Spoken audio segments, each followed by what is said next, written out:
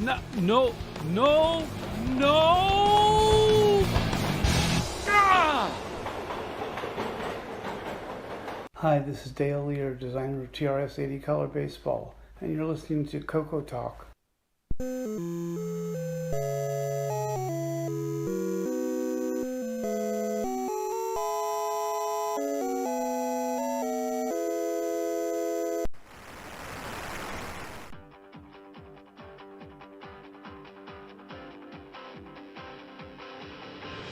This is CoCoTALK, the world's leading live talk show featuring the Tandy Color computer. It's time to drop your socks, grab your real-time clocks, and let's rock. CoCoTALK is rocking the 8-bit world, keeping the Tandy flame alive. We may be mocked, but we'll never stop, cause CoCoTALK is rocking the 8-bit world.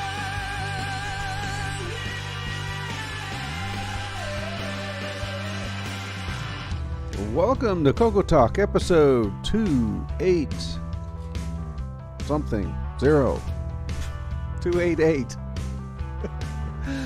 Total Coco potpourri today. Who knows what the heck's gonna happen? CoCoTALK is rocking the 8-bit world, keeping the Tandy flame alive.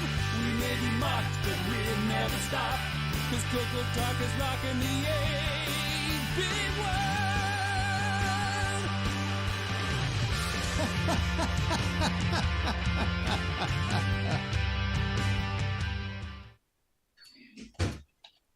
Who wrote 280 on my script anyway? That was me. Sorry. I think you need to fire your assistant. Should fire all of us and get a better crew. Hired help these days. Tisk. I'm telling you. Episode 288 for those who are actually trying to figure out what episode it really is. Yep. I mean, I have it correct on the screen. Just had it wrong on the script for some reason. Just had a flashback. Let's see who we got here with us today. Top corner, we got Rick Euland. Hey, we're done with that pesky good weather. Welcome to CoCoTALK. Yeah. Oh, we're way ahead of you here. Winter's arrived. Let's see, Marco. Hey, I'm here. Wow. Glad to be here. And the weather's getting colder here, too. Yeah, forget fall. Just go straight to winter. Let's see, Tim. Hey, everybody. Have you got your CoCo 3 yet? Okay, and next over, Ron Delvo. Hello, welcome to Ron's Garage inside of CoCoTALK. Okay, Where's my wrench? Wrench, huh? Okay, L. Curtis Boyle, you're in center square today. I'm the free spot on a bingo card, or what does that mean? I don't know. Yeah. Anyway, welcome to the show, everyone. Hollywood Squares reference. All right, yours truly, your streamer and guy who can't speak English. Or push the right buttons. I wouldn't go that far. You just speak it poorly. That's all. Speaking like a Canadian? Yeah, eh? Oh, next up, Ken Waters. I am here in spirit, but not in bandwidth. All right, and Brian Weisler. Hello, all. Welcome to the show. Okay, and last but not least, Jason Reichard. Hello. It looks like we're in Hollywood Squares mode here, so I'm going to go ahead and take Brian Weisler to block. Damn. Okay. It won't hurt. Let's see. In the chat, we've got, let's see, L. Curtis Boyle, Marco Twitch, Jim Rye, Tom Eric Gunderson, Canadian Retro Things, Kevin Holloway, saying hello. Let's see, Robert Sieg, is it? I believe so. Okay, and Mark Siegel. Yeah, scrolling. Coco Living, Mikey. Yep. And let's see. Our newsletter editor. Okay, Grant Bildo. Play-Doh. Play-Doh. Right? Play-Doh. Okay. I got to room with him last CoCo Fest. And Jim Rye's denying that he's here. He said it's a filthy lie. Okay. So that's enough butchering of names. I know. I was finding that entertaining. Keep going. Oh, let's see. You know those mispronunciation guides have on YouTube where they teach you how to say a word completely wrong? You should star in one of those. Oh, let's see. I'll quit plugging you. Hey, there's a David Ladd sighting. Is he? Where? Oh, don't say his name too many times. He'll show up.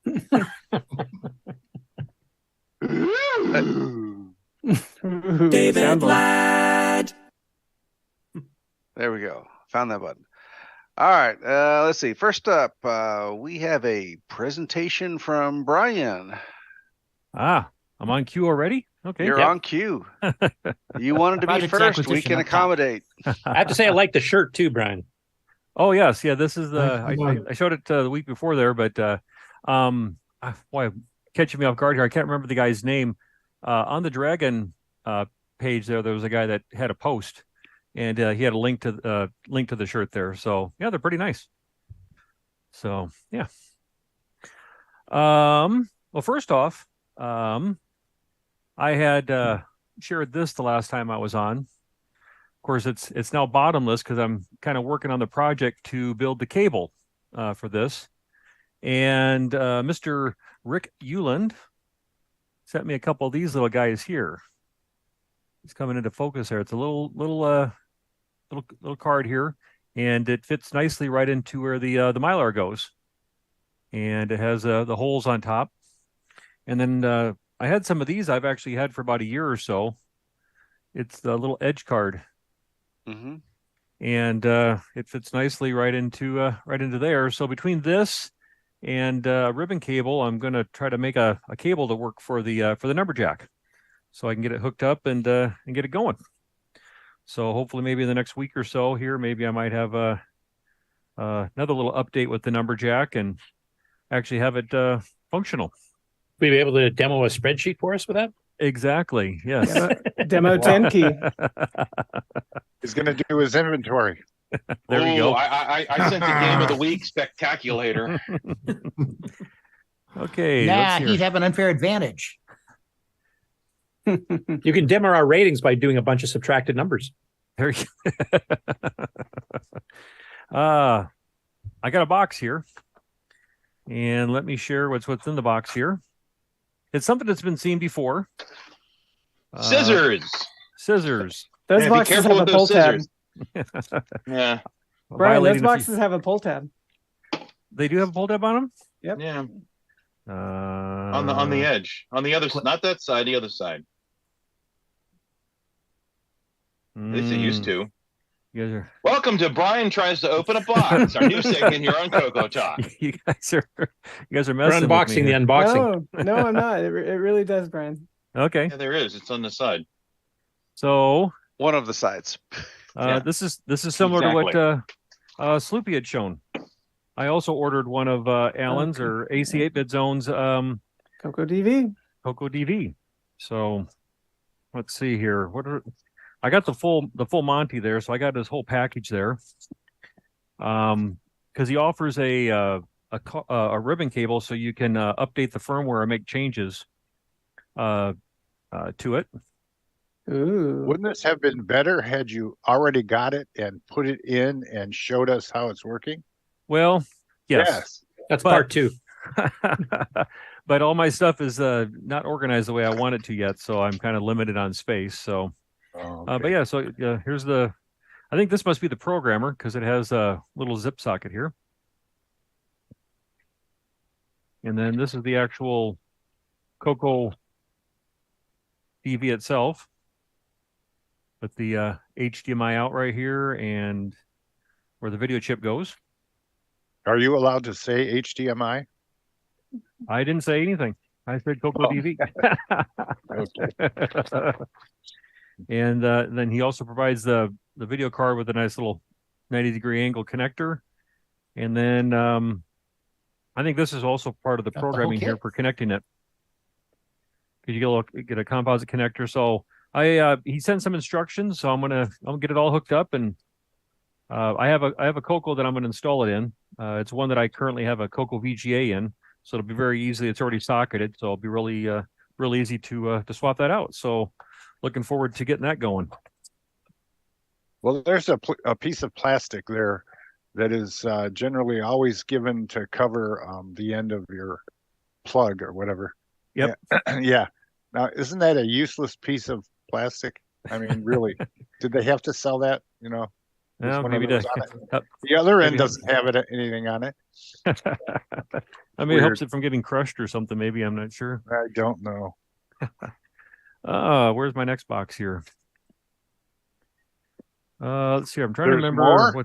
Oh yeah, I'm trying to remember what's. Oh, I know what this. I know what this one is. I got two of them turned around. So we almost saw an address there. This one here, I was really excited about. Oh no, well, am excited about. Oh, okay. Again, it's another thing I haven't had a chance to really play too much with. So let me get this out of here. Oh, I'm revealing a little too much there. Don't look too close. There we are. Here we are. This is packaged well. Yes. Can you pop a couple of those for us that are crazy? There we go. Does that satisfy you? Yeah, I guess. So this was kind of an interesting piece of technology. I came across it. I posted about it. Had a lot of comments about it, but nobody had any offerings until Mr. Terry Stagey reached out to me. Anybody recognize this thing? No. Is that an Exatron? It is an Exatron. Stringy Exactly. floppy? Yep. So it uses a stringy floppies. And they look a bit like they look a bit like this here, kind of a continuous tape type of cassette. But it's a string. Yeah. I've never used thin tape. I've never really used it before, so it'll be interesting to see how this works. So, but it looks like it just goes right into a floppy drive. This was a technology in the late 70s, early 80s that was trying to compete with floppies being faster than cassette and a bit more random accessy. Mm-hmm. And it didn't win, obviously. Look where it got them. It even has this pin right here. So let's see if I get this to focus. Exatron. It works really great. it's a pin that you can put on your shirt. So. They couldn't think of anything more original than that for a logo from a trade show. Something you can walk around at CoCo Fest with. I could. So yeah, there's that there, but let's see, where did it go here? Hold on. I got one thing that was kind of associated with that. So what is the capacity of it? I don't know yet. I haven't really looked into it. If it's how many kilobytes of capacity. Did you get any manuals? No manuals. I haven't been able to find anything manual related for it yet. 12K at a time. Oh. Yeah, I remember seeing one of these at the very first Rainbow Fest I went to. Somebody had it at one of the booths. Uh-huh. But I've never seen it before or since. Well, shoot. I had something I wanted to show along with that. I was running a little behind, and so I didn't get a chance to have it ready to go. Oh, here it is. Oh, by the way, Mikey in the chat says, wow, the last time I saw one of those was attached to a Timex Sinclair. Yes. Yep. In doing a bit of reading for it, they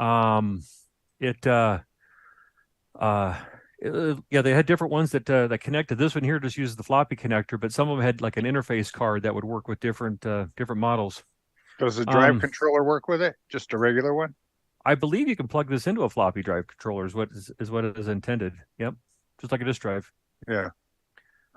Then I also bought this here.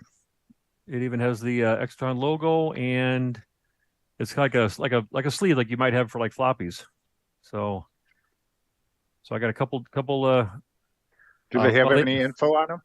I haven't had a chance to even power this on yet to see. So these here, I think these are blank here, but yeah, okay. But the ones that Terry has, that Terry Steggy set me up with, they do have some labels on them. So it'll be interesting to see if there's anything. They may have some data on it. So we'll question see. But is, do they power up and sound like a turbo, or what do they sound like? Oh, we'll have to find out here. Like I said, I haven't had a chance to turn this on yet, so we'll. Phantom 8-bit in the chat, who I believe is James. He said these were popular in the Model 1 for a short while because disk drives were expensive. I remember 80 Micro had big ads for them. Okay. And he said the Sinclair Spectrum had a smaller drive similar to that. Yeah, they just they kind of pop into the front there. It's not very heavy. There's the. So Wikipedia is saying you get tapes from 5 to 75 feet. So the cycle time depends on how much storage your tape's got. So you've got to guess, how long can this tape be? Or it takes too long. Well, it's not really a tape, is it? It is like an 8-track tape. Yep, it's continuous. Wire? No, it's a flat. It's a really so like a cassette tape. Think of it like taking a cassette tape and like cutting it into like thirds lengthwise. It's very. All right, show us.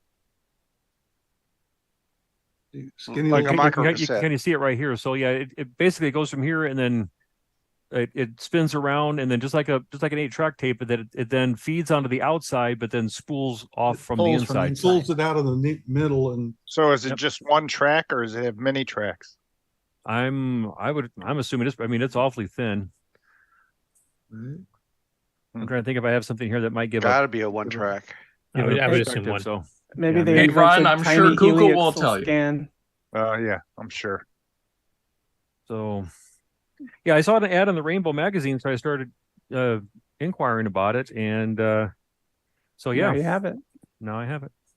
Yeah, there was two sort of standards that were trying to be established. The Extron stringy floppy was the first one, and then I think the AMDEC was the next one that they were trying to do, which is kind of a 3-inch cartridge drive thing, which I saw. I did see a few of those at Rainbow Fest back in the 80s, but it also died and the 3.5s took over. When they say stringy thingy, they're not really talking about a thin wire.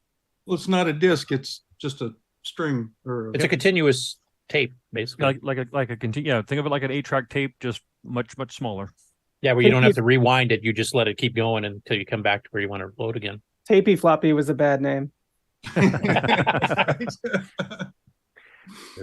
then I've been messing around with my I've been messing around with my TL866 here. It's a common one out there that people have. So that's an EEPROM burner, or what is that? Yep, it's an EEPROM burner reader, and it's something I've always wanted to do, and so I've been reading some proms lately. Have you had a chance to do anything with the ones I sent you, Tim? Yeah, I just brought him up in my test driver and tell him what you sent me.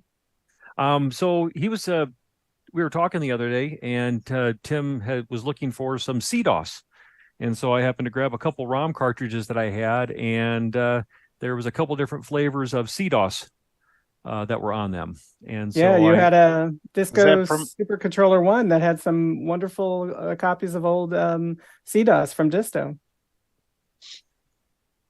So I sent those to Tim. He's going to try them out, and then eventually I'll get them up onto the archive here. They're all upload them there. So yeah.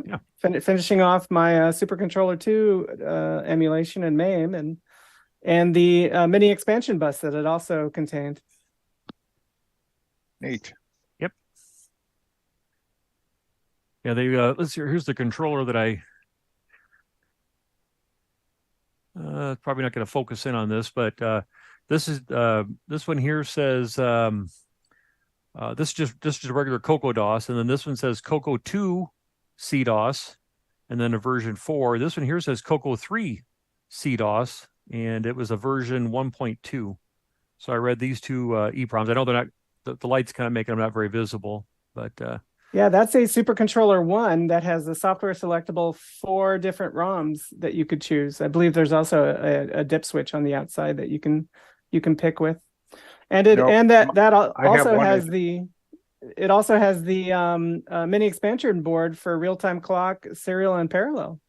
Yeah, Disto sold a bunch of little mini expansion buses. They called them MEBs, and they sold a bunch of a real-time clock by itself. They had 2-in-1s, 3-in-1s, 4-in-1s that had different functionality. It was kind of like a mini A bus almost.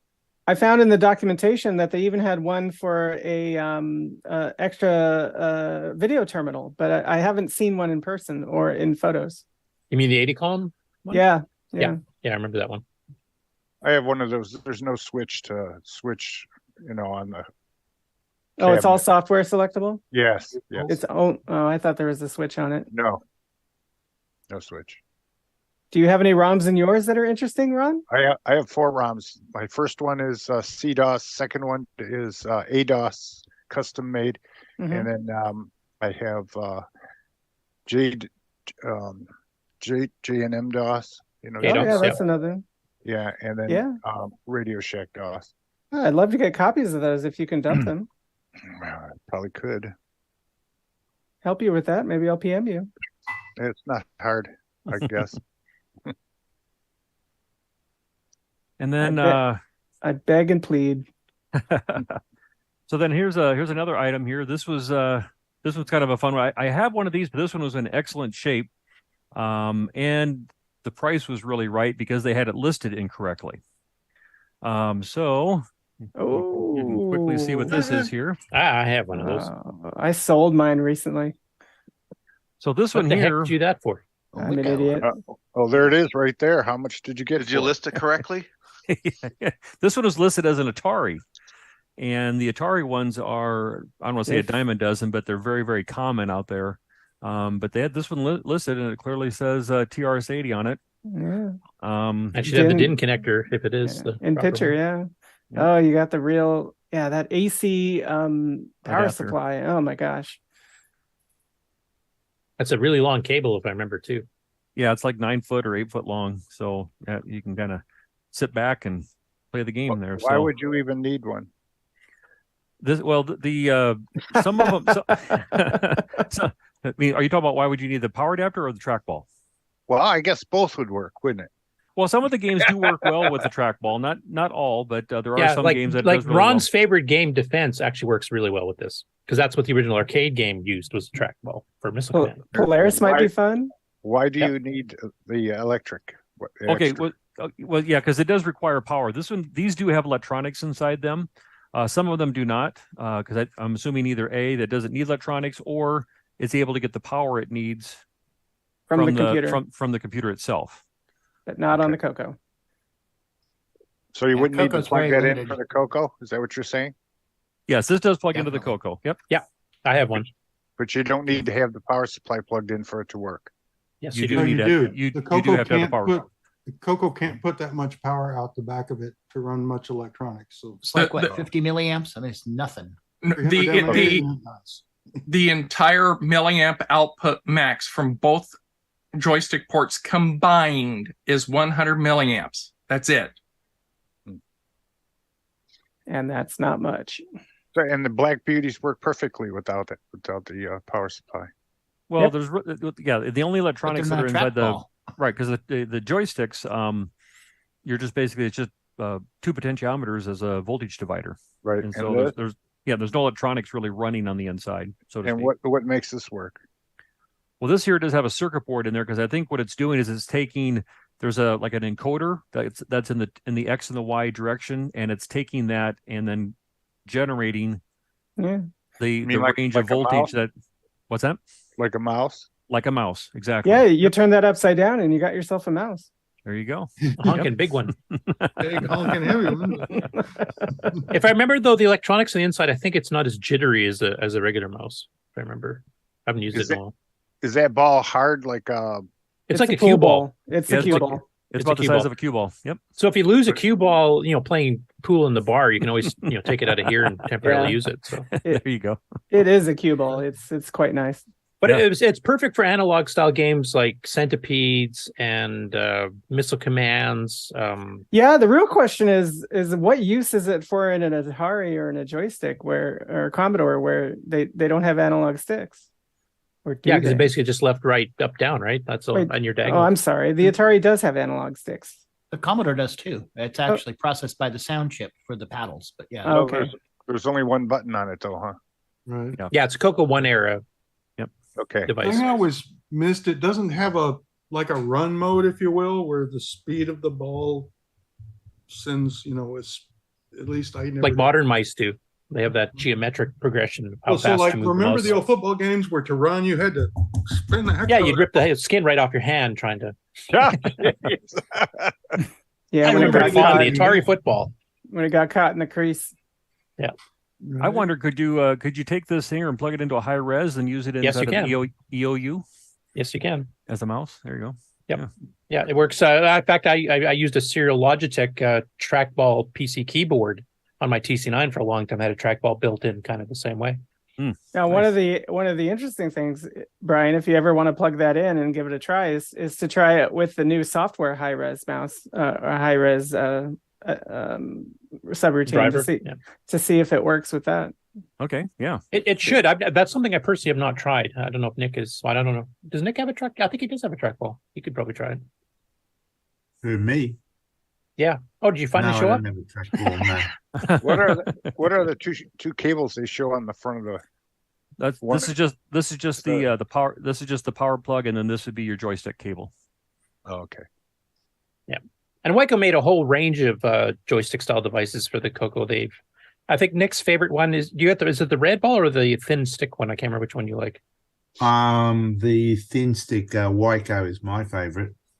Okay, because they also have like the red ball, so it's kind of like the arcade ones with the red ball on the top of the handle. Yeah, I got the thin stick. Wouldn't it be cool if Wycos were made in Waco, Texas? I got a Wyco from Waco. Yeah, wacko. The next thing I'd like to show, and this is one that I kind of hinted at Ken Waters. I heard my name. Yep. So this was actually in a discussion, several months ago that we had. And I knew I had two of them, but I didn't have the other two. And I recently have the full set now. So the Magic Micro Adventure books. So book number one here would be the Captain Kidd and the Pirates. And then we have Super World. So how does this fit Wizard? in with the CoCo? So those are the younger versions of the micro adventure books that have computer programs in them that you have to type in to continue in the books. So like Ken's saying, it's a story, and they were made for different models. So these were intended to either be used like with an Apple, a Commodore VIC-20, Atari, and the color computer. And when you type, what you do is you basically read the story. And you come to a point in the story here where it has a key-in program, and then you run the program, and you might answer the question or whatever it prompts you, and then that would kind of lead you through to the next part of the book there, or the next part of the story, and you just kind of continue on. So it's kind of like an adventure story, but it's intended to kind of teach basic programming at the same time. And in the back here, they have, some models of computers, the basic statement, your computer might not have it. So it says, okay, if you have a color computer, change this line to that line sort of scenario. So that way the program would run. But there was versus CLS or something like that on different bases. Exactly. And so there was four much books. are the cheat sheets and the disk drive, just floppy for those? I don't know. I don't think they sold floppies. The programs are so small, you were meant to type them in to kind of learn as you went. So yeah, but some people are lazy. so trying to, and by some people we mean Ron. Ron can pay me to type them in. There you go. So Ken, I can't remember. Did you say you had a couple of these? Or no, I don't have any of those ones. I have about half the collection of the older version ones for the older kids. Okay. I know I sent you a couple there. Yeah, you did. We'll have to touch base and see which other ones you don't have, because I think I have a couple other duplicates of the other ones. So we'll okay. Maybe I can help you out there. So. Sure.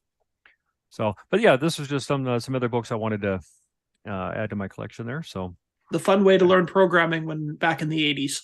Yes. And then I just got one last thing here I'd like to share. Oh. And then I could keep going if you guys want me to, or I can spread it out. We'll just keep going and going. So show filler. I won't lift the box up on here though. I just hold on here. It's kind of an awkward box though. This was I'm always looking for good boxed equipment that comes in the box, and so there anything revealing on the front of here? Oh, it does have a person's address though, but Were those the noises that Adrian Black did when picking up that TI expansion board? Yeah, he's got a copyright on those. You need to be careful. That's almost as bad as that big joystick you handed off there, Tim. Oh yeah. So this was just a nice boxed CoCo. Nothing really fancy about it, but I haven't seen what the condition is other than what I saw on the listing. Live on tape. Oh boy, they got tape happy on this one here. Hold on, guys. Looks like a first gen CoCo 2 with the melted keyboard from the cover. Today, on part 2 of Korean, Brian tries to open a box. I thought Koreans had full height keyboards. Well, the box is Korean because it's the white with the red rather than the red, white, blue. So that came with both of the manuals, which is always nice. Oh, to that's get a full there. keyboard in there. That's a Tandy one. That might even be a CoCo 2B. It's so white. Can you turn down something? Or- Yeah, that's in good shape, I gotta say. Yeah, we're not used to that much. Looks nice. Look at how white it is. Ooh, a second one. Second one. Looks about from Radio Shack. Yeah, it's an Archer. Oops, sorry about that. I'm always like, sometimes people have the boxes though, but they're not the actual model or the serial number. Somehow it got right changed or whatever. Mismatched. So, yeah, we definitely have to see the serial number on that puppy. It's like getting a matching numbers car. Right. Yep. My Yeah, catalytic that converter keyboard definitely does not match the box. Yeah. Ooh, a white sticker, so it's been opened. It's been open there. But yeah, it's the serial number 297031. It's a 26-3127B. Yep, it's got the T1 in it. Lowercase built in. And kind of hard to angle my camera though, but on the edge of the box here, it does have a matching serial number there. So I wonder if it has the old keyboard on the box then, because that's a keeper. That's a good 2 years before this version came. It might have been maybe a repurposed box because it does have the label. It does have the label over the front of the box. Curtis, let me tell you about printing and how printing works. Use every box you paid for. I have no experience at all there. So Asparagus. Well, one thing hard about to see though, but is that a just see sticker right too? here. They changed it. Yeah. It's like maybe Radio Shack reused the box. Yeah, it looks like they we did because they taped over the 16K with 64K too. It looks like. Yep. They did. In our next show, we'll remove that label carefully to see what they printed. Get the hairdryer out. No box. Well, that's kind of Don't let interesting Brian because do it. It'll take forever. Well, and I kind of wonder though, because like what you guys were saying, this has the B on it, which is the the T1. T1. I wonder if maybe it wasn't sent in and then they upgraded it while it was at the service. Oh, no. They'd have to change out the whole motherboard. Oh, to do that? Okay. Yeah. Okay. The VDG T1 does not have the same pinout as a regular VDG, so you need the new motherboard to even put it in. But they could have upgraded 16 to 64. I got 2 of those babies. But if you sent it in, they wouldn't have probably relabeled the box because you. No, that had to be a previous owner. So, I just really like this one. It was super clean. Yeah, it was in the box. Factory upgrades. But if you look down through the vents, has that got the daughter board upgrade? Ooh. Is that the one that has the silver back on it? It has the silver metal silver. Well, the RAM would have actually a little daughter board, not just chips and sockets. Yes, this does have the daughter board there, and I can't see the chips, but I see the back of the board, which has the foil on it. Yeah, that would be the 64K upgrade. A 16K would have been just the 2 chips in the socket. Yeah, but they didn't make a 44, 64. Did they have the T1? No, the T1 did not come as a 16K. That's right. They were all 64. And if you look in there, especially through the cartridge slot, would probably be easier to see. The 27B does not even have the rails for the daughter board. I know. I got 2 of them. And I got, of course, Pedro's SRAM upgrade for upgrading this CoCo 2B so I can do some experiments, and I have to unsolder every chip.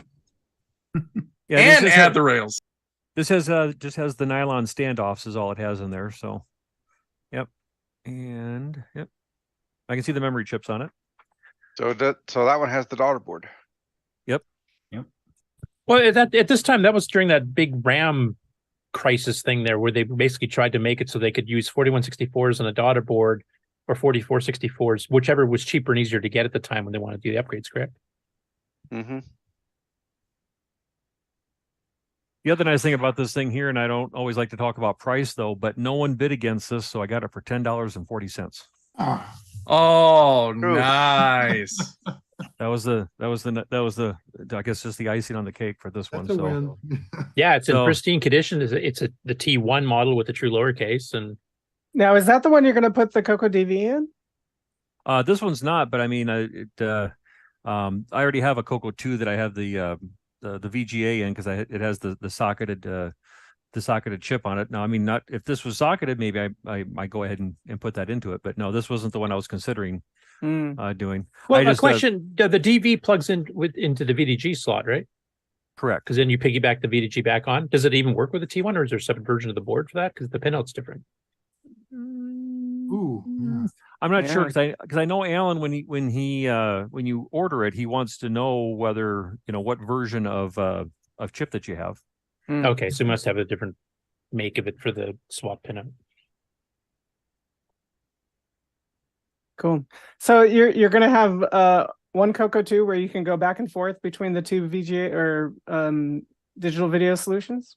Well, I don't know if I'll be going back and forth between the two of them right now. I just know that I can pop the cover off that one and throw this in there relatively easily without having to to either solder in a chip or desolder or anything like that. So I was going to do it just to try it out. But eventually, yes, I'd like to have different CoCos set up with different third-party editions, whether it's the CoCo VGA, the CoCo DV, maybe it's a memory upgrade. Do you have a Super Sprite FM Plus board too? Or? Yes, I do. Yep, the Super Sprite. Yep, that John Whitworth made. Yeah. Yep. I have that. Wow. So I do want to try that out and have that all set up. So like I said, I want to have different setups with different machines that I can just pull and either play with or test, or someone wants to try something out, they could send a file to me or a game to me, and I could try it with different flavors of different things, and just and then of course going back to the video stuff that I like to do too, YouTube videos, and kind of show some of these different hardware installed in different CoCos. Yeah, we're almost starting to get too many standards again for video. Gonna be whoever gets the software out first. I guess CoCo VJ's kind of got a lead, and the Super Sprite, of course, they've got some of the AGD game packs now. In fact, a new one, it'll be in the news there. The GameON news was just released this week too. So, and I know Alan's got his Pac-Man demo going. Well, Curtis, one of the things I know is if you're looking for extra features, you can choose one or the other. But for some of us, we got the CoCo VGA or the CoCo DV for one primary purpose, to actually be able to use a more current display. Yeah. No, I realize that's probably the main reason most people get it, but all the extra features, and we've got several with sprites now and stuff. So it's. And as they become more popular, then people might start making games to take advantage of those things. Yeah. That's where the CoCo VJ's got a few games already enhanced for it, like some of the Infocom adventures, etc., are already running in 80 columns, etc., or whatever, or 64 columns, I should say. The Super Sprite's got the AGD game packs. The fourth one just got released. That's 16 games, I think, now that are available for it, that you actually use the sound and the graphics from it. And Alan's got his little Pac-Man demo there that he's got with music and with the sprites and the hardware scrolling and stuff too. So they'll have some support. It's just it's going to be interesting to see which one becomes the quote unquote standard, right? If any of them do. Yeah. I don't know if that's necessary. Bountiful of riches. Yeah, but I'm assuming one will pull away at some point. Of course, there's chip shortages affecting some of these too. So, does David Ladd have a Super Sprite board? Negative. Okay, are you waiting for the Super Diet Dr. Pepper board instead? Funny. No, that's all I have to share with you, gentlemen, today. Fantastic. Thanks, Brian. Pretty cool stuff in there. I'm really interested to see your Numberjack working, to see how tight is that connector going to be when you try to merge the regular keyboard and the Numberjack one together and try to slide it into the slot, the keyboard slot. Well, that's what I kind of liked about the little board there that Rick sent me, is that it's relatively low profile. So you should be able to get that ribbon cable kind of in a little bit of an S fashion going to the side there, and then attach the ribbon cable to the other side, or the that goes to the number jack. So it should be relatively low profile and not really raise the height too much. So it should work well.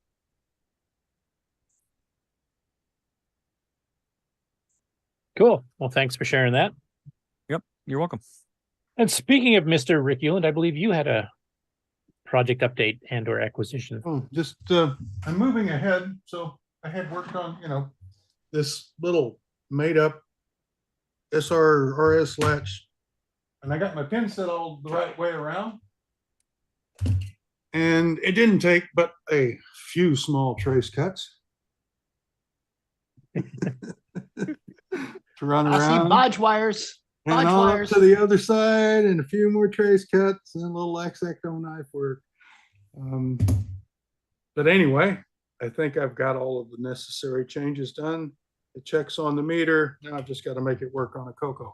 So moving and grooving. This, by the way, is the network card with the boot ROM. So that would make it a standalone useful device on a CoCo. Cool. Some place to get your boot file from, like DriveWire. What's that all about? A boot's what it's a boot. So we're moving in that direction, and winter's coming, so I'll probably get it done while the snow flies. Anything further on the ORC 180 thing too? That's that thing. I've got to figure out a way to make good triangle or sine or at least triangle waves, so I can get all the audio stuff balanced before I commit it to the board. And I want to send both of these together, so I cut down on my shipping and engineering fees and things like that. So it's all going to come together at once, I think. Okay, I was just asking on behalf of Nick because I think he fell asleep again. So yeah, well, I'm still swimming. I just found it's too expensive to do one thing at a time. You've got to double up to make up for the cost of just getting an order going, regardless of what's in it. Costs more than what's in it. So if you didn't live at the North Pole, I guess it'd be okay. No, not me. On the Great Lakes, you can get anywhere. I think I'm closer to the North Pole than Rick is. Well, I was thinking it looks more like Santa, and he's busy. Well, yeah, there is that. I show up on my red Sportster driving through the parks in November, and kids all get a laugh out of it. Tell them I'm on vacation. Still on vacation, kids. Leave me alone. Cool, thanks. Does anybody else have any project updates or acquisitions they wish to show off or discuss? Ron's garage is ready. Okay, if there's no more project updates, acquisitions, we'll do that next. And it doesn't look like there is. So Ron, I think you'll be on. Did you want to play the intro, Mark, or do you have it handy? It's not queued up in Steve's newest one. We'll go straight into raw Ron. You're not disrespecting me at all. No. Hey, you get a spotlight anyway. Okay, there I am. Yes. There he is. Okay. Notice this crazy thing. Apple Tenga computer for 200. And that looks like 27B too, by the way. Yeah, what does that have to do? What's a Tanga, first of all? And that's not an Apple in the slightest. They didn't look, they just said, "Oh, look, a computer." My guess is he doesn't even own this computer. He found a picture on the internet, found something that Googles and pretends to sell it. And maybe it looks like it may be a girl, Tony. Okay. He, she, it might not be either one of those. You don't even know. There may be nothing truthful at all involved in this. It may not. Yep. Then there's this ad that showed up. I thought I'd put it on my site here. Puyan, this is, I guess it's been in many different computers. But if you look in the last paragraph, it lists all the platforms that it's going to come out on, same as they did with Zaxxon with the full page ads. Yeah. But that's great artwork, isn't it? It's just how it is. Yeah. And this is from before Tandy got the rights to sell it, which they discontinued selling it directly from Datasoft. It appears to be the wrong colors. Yeah, right. Exactly. Isn't the shocking pink supposed to be everywhere? Exactly what I was going to say. I'm too fast for you, Ron. You should Photoshop that ad and make it the right colors, just so it's truth in advertising. Yeah, really. So I've been fooling around with the 16K machine, and it's just basic. And I throw different cartridges in, and the analyzer, which is working behind me, works just perfectly with 16K basic. Which I remember it amazing. actually works with 4K basic. Does it really? If you're running a cartridge, yeah. Oh Wow. wait, maybe not. The semi-graphics might have been too high. I can't remember now. Actually, I think it does, but I'm not 100% sure. Well, and also, since you've got 1.1 basic, you can actually do 8-bit printers. Oh, cool! Didn't know that. That's cool. Hey Ron, do you have your meter, your CoCo meter back there hooked up to your audio? Yeah, to the audio of the show. Yeah, I do. Oh, it must be delayed. Okay. Here's a picture I took of the eclipse on my telescope, and how that translates to the CoCo is it's a high color picture now. Nice. It came out okay. I guess it's not all that good because it's a lot of fine detail in the moon. But there it is. It even come up on the VG6 view. And that's what it looks like on the machine. There and on the 3 here. And then I'm playing around with my CoCo VGA, and it's always really cool to change things around, and that really looks neat. Patriotic colors. And then I did get from Mr. Weisler this gadget for my MC10. It's the MCX32. And yep, got it working. It loads stuff in. I had a problem at first loading in the wrong kinds of programs. I was putting in the ones that had a _4N, and they didn't work. The C10s work, so I fixed that. It has how much K here? 26K available. Yeah, the card's basically a 32K RAM upgrade plus an SD card slot that has a built-in sort of mini DOS to handle accessing the stuff on the card. Right. Whole lot of fun. There's just so many games and things to play with. It's a lot of fun. A lot of adventure stuff, and it's just fun. Then I did some 3D stuff on the CoCo, and it actually works with the red and blue glasses that I got from eBay, or no, Amazon, and it works even on the CoCo 3. Just pops right out. Pretty cool. Alphabet. They look like they're floating in front of a white sheet. And that's about it, guys. Thank you very much.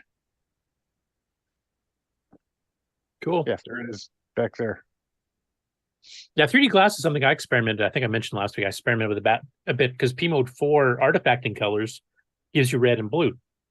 So if you have the right tint of blue, it actually, you can do that even in basic programs. And I would page flip between, drawing a 3D block or something like that and shift one off a little bit. And it actually would pop out of the screen. I never did any games or anything with it like Steve Bjork did with Warfighter 3D, but it definitely does work. And I think, was it Hot Cocoa? Somebody back then in the 80s in one of the magazines actually published a 3D program using those glasses too. Neat. It's a lot of fun.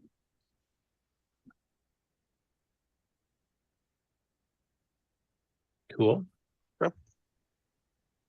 So, do you want to go on to GameON results? Is Ken still here? Does he still have bandwidth? Yes, I think I do. And he's still awake. What? Who said that? Oh, David Ladd's he's got a definite advantage over Nick there. So, okay, well, let's run the high score then.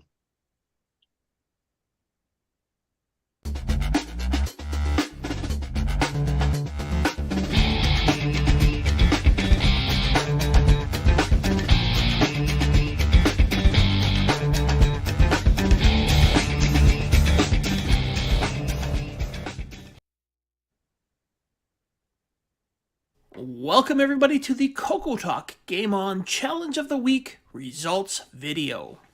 This week we played Electron with a total of 18 players. We had David Ladd with 2615, Mark B 3580, Justin Larson 4155, Joshua 5105, Ed Rhodes 5580, Rich N, 6510. David Craker, 7355. AC's 8-Bit Zone, 8165. Mr. Dave, 6309, 10355. Jim Rye, 10440. Sloopy Malibu, 10885. Canadian Retro Things, 10950. Sabhead, 14965. Shenley, 15050. Brian Walsh, 15,225. Tasman, 22,070. L. Curtis Boyle, 24,705. And the number one score this week was Buck Owens with 25,925. Thanks everybody that played this week, and we will see you again next week. CoCoTALK salutes Buck Owens.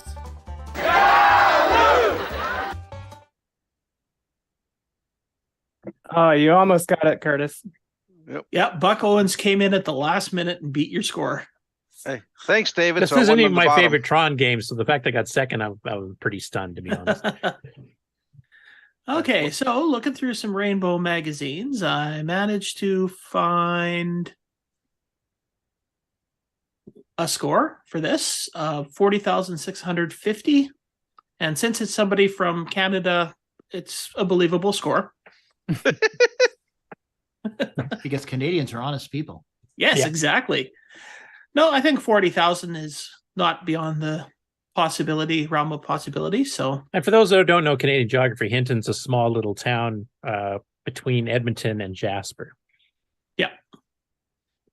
Out in the middle of nowhere, Alberta. Where's Edmonton? In the middle of nowhere, Alberta. Yeah. Oh, wait, It's a that's couple just hours north Alberta. of Calgary. That's Alberta in general, middle of nowhere. And I of lived course, there for 15 years. Yep. and the person right above is from Ontario. Yep. You Oh, know, by the way, I Canadians kind of are wanted to thank you for calling out Sloopy for being late yet again on submitting his score. Of course, no problem. I will call you out if you're late on submitting your score.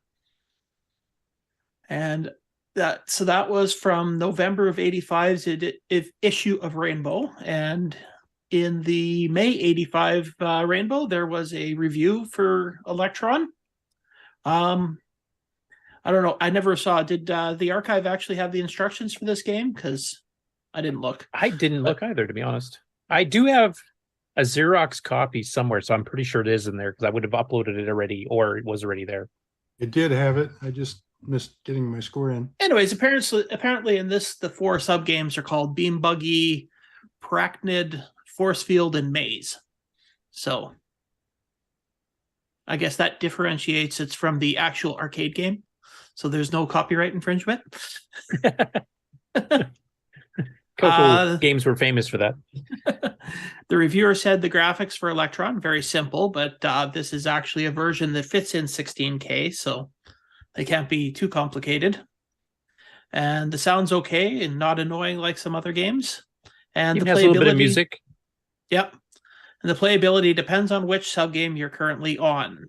So, and he ended up getting his 11-year-old son to give his review of it, and his 11-year-old son said Beam Buggy is the best, which I agree with. Prachnid is easy, which I also agree with. You don't even have to kill anything, but you also don't get any points for it if you don't kill any of the bugs. Force Field is hard because the joystick, that's on the upper levels, it gets hard to actually aim properly. And Maze is good because it's hard to beat. Well, I didn't think Maze was good. I got annoyed with it, but it was the hardest one to beat. It was the one I heard you complaining about the most during the live GameON challenge. Yep. Anyway, so that was the review. Kind of a neutral review of it, I guess.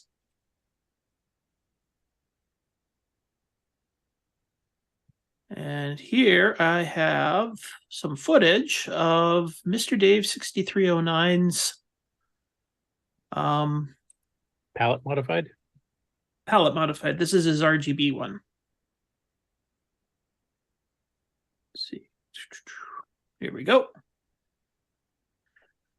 Yeah, so if you don't know this game, it's based on the Tron game, which is based on the Disney movie Tron, where you have basically 4 sub games, I guess, 4 small games that you have to play that all relate in some way or the other to the movie. So I don't know what else is there to say about it. It's fairly faithful for the arcade game, and the arcade game had that unique where you drove around with a joystick, but you also had your spinner for adjusting the angle of your shots, which you can't really duplicate. We do have analogs. At least you can do more than 8 directions, which he does use. Like you can see here, there's more than just the standard 8 for aiming your shots here. I think he uses 16, maybe 32. I can't remember. Now, they tried to do something like that. Like I did notice actually in the review, he mentioned that there is a mode where you can use both joysticks, but it's a lot worse than actually trying to just use one joystick. Oh, I didn't even know that. Yeah, because if you plug it in with the right joystick, you can move, and with the left joystick, you can aim, but you can only aim when you've got the fire button pressed, which you can do with the right joystick anyway. So I think he had the idea of trying to use the left joystick as kind of the spinner, but didn't implement it very well. You should have been able to kind of trying to do a Robotron style. Yeah. Control. You should have been able to move the aiming around completely with the left joystick, not just when you're firing. But the attempt was there. Yeah. Now this is one I have to no offense to Dave, but I have to kind of disagree. I prefer the original colors over this, personally. Yeah, this one kind of bleeds a bit, doesn't it? Yeah, it's one of those ones that uses artifact colors, but also has detail in it, so that it shows actual P mode 4 as if it was a 2-color mode. So it uses a mix of the two, like Donkey Kong and King and Sailor Man, and a few others do. So to me, it looks a bit cleaner on the regular thing. But if you have an RGB monitor, I mean, it would get kind of washed out like this anyway, even with the artifact colors, because it wouldn't be able to do the detail. But if you have composite, it looks better to me. And the game definitely ramps up difficulty quite nicely, because you start getting faster light cycles. You get a few that are, they end up running twice as fast as you do, even with the button held down. And then they have a level, I think it's a 5th or 6th, where they have 2 super fast light cycles. They start on either side of you. So good luck trying to guess which way you got to go there.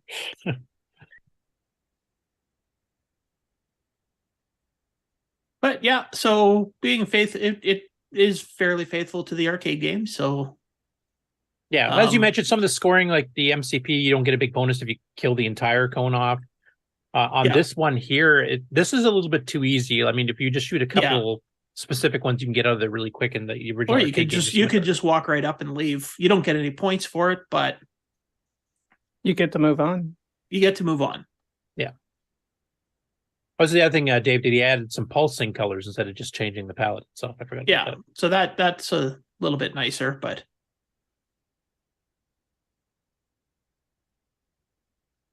no, overall, it's a pretty interesting experiment he's doing there with adding all the different colors to these old games. So yeah, and thank God he's doing it, because then Nick and I don't have to do it anymore.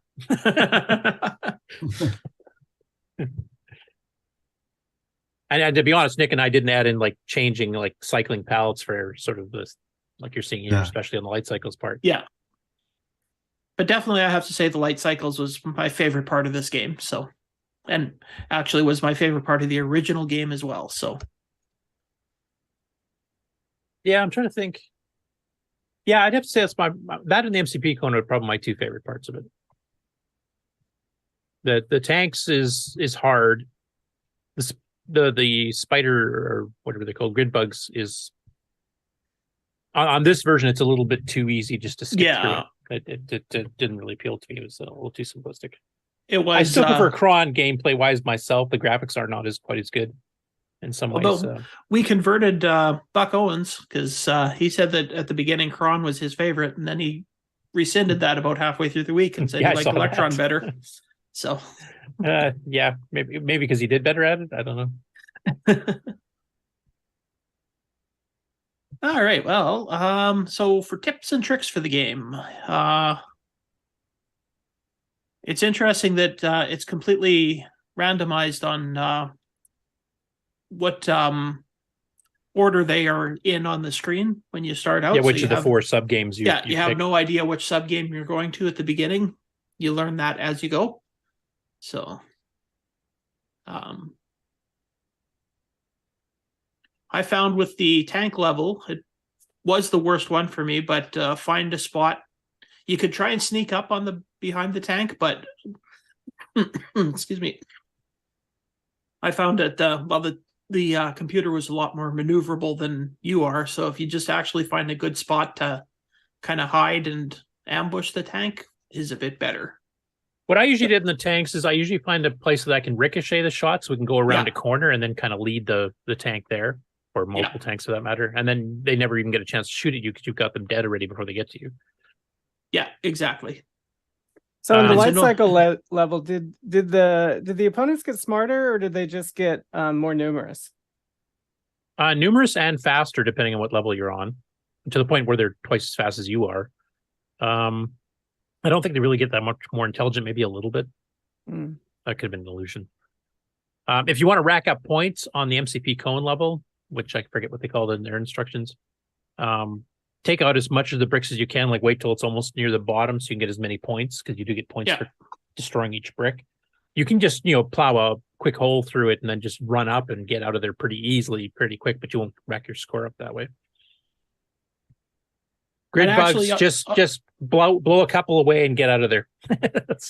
Actually, you can get a few points there if you actually. I found if you kind of go to the top, you kill everything on the one side and then just go to the top right-hand side of the center part and just fire straight up, and they'll move over into your shots and you can kill off a few of them. On the lower levels, that might work, but when you're on the fourth or fifth round, they're multiplying so fast that you just have to get out of there before they multiply too much and you have nowhere to even move, never mind shoot. Well, not everybody made it to the fourth or fifth round, Curtis. Some of us were just trying to get a good score, only being able to go through the first two rounds. Yeah.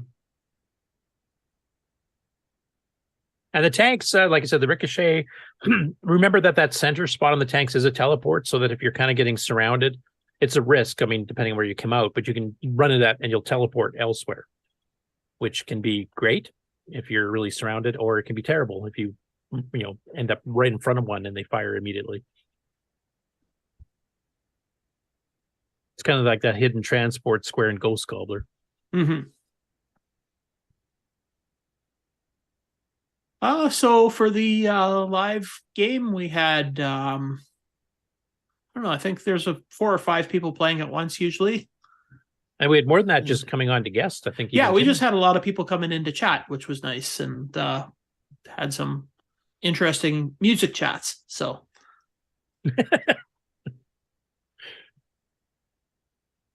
Which made it kind of a more interesting just hangout, play games, and just talk about stuff. So. It was actually a fun time. Yeah, I mean, we should hype up the fact that it is just fun. You get to banter back and forth. You can give each other tips and tricks if you want to be nice, or you can hoard your secrets so they can try to get a better score than everybody else, or steer people down the wrong alley on trying to do things. Specifically, torpedo their scores. I don't think I gave anybody any bad advice, did I? No. I'm not saying that anybody did. I'm just saying you could do that if you wanted to. If you wanted to be a jerk, just so you could get that top spot. I like Buck Owen's comment on the side there. Yous all are distorting the hobby. I think that was talking about the palette changes. Yeah. It's a fun game. It's pretty faithful to the arcade. The fact that it required 16K, I think it needed 32K on disc, but it definitely worked on 16K tape. Yeah, whereas the other clone we had, Kron, required 32K regardless. Yeah. So people with the smaller computers or the smaller memories could actually play this game. So. And its author, I'm not sure if it's pronouncing his name right, Steve Geesking. He seemed to be quite fascinated with scalable and 3D graphics, because you'll notice at the beginning when you fire up the game, it'll do electronic kind of zoom it towards you. Yeah. As part of a scaling algorithm. And he actually used a more advanced version of that when he did Space Wreck, which is a clone of the Star Trek strategic simulator from the arcade, which actually does 3D wireframe graphics while you're playing. So he seemed to be pretty fascinated with that. He did a couple games based on that engine.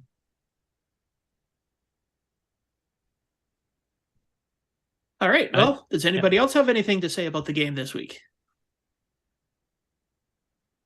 Yeah, it was a pain in the rump. all 4 sub games, David, or just 1 or 2 of them? For me, it was the tank. And the ones where the little guys run around and they keep multiplying. Those are the 2 that were the most difficult. So you didn't mind the light cycles or the MCP cone yourself? No, usually I did okay with the light cycle. I usually had a thing where I'd go quickly across and then cause the other guy to go into mine. So, and then of course the one that's kind of like Breakout, that was most of the time easy, unless of course I didn't time it right or move too far one direction or the other and hit the sides. But yeah, tank and the other creature things, pain. I think this would have been a good game to buy back in the day, because you basically got 4 different games, right? Like they're fairly dissimilar from each other, so it's kind of like getting a 4-for-1 deal. But they did. Even the arcade game was 4 separate little games like this. So, but it was faithful to the movie. Well, except the grid bugs, because that scene got basically canceled, and it only very briefly appeared in the movie. The original movie had a much longer sequence. Yeah, they were still in the movie, just not quite as prominent as they originally had planned. And of course, Tron in the movie is famous for being the first movie that had a lot of computer animation in it. I think 18 to 20 minutes or something like that of basically just solid computer animation. The first movie to ever attempt that much computer animation. Mm-hmm.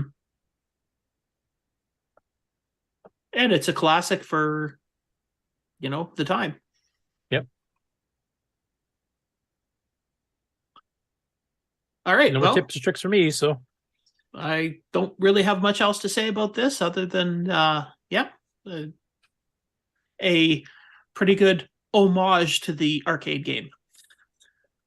Yeah, because it's not a clone at all, right? No, it's not, because the screens are called something different. Exactly. The levels are different, named. It's an homage. Yep. All right, so here is next week's game. Does anybody recognize this? I do. I do have to point out, though, Curtis, it's not on your site. There's about 700 games that aren't on my site, so that's hardly surprising. Stinger by, I don't know how to pronounce this, IGN Systems. Well, let's just, there we go.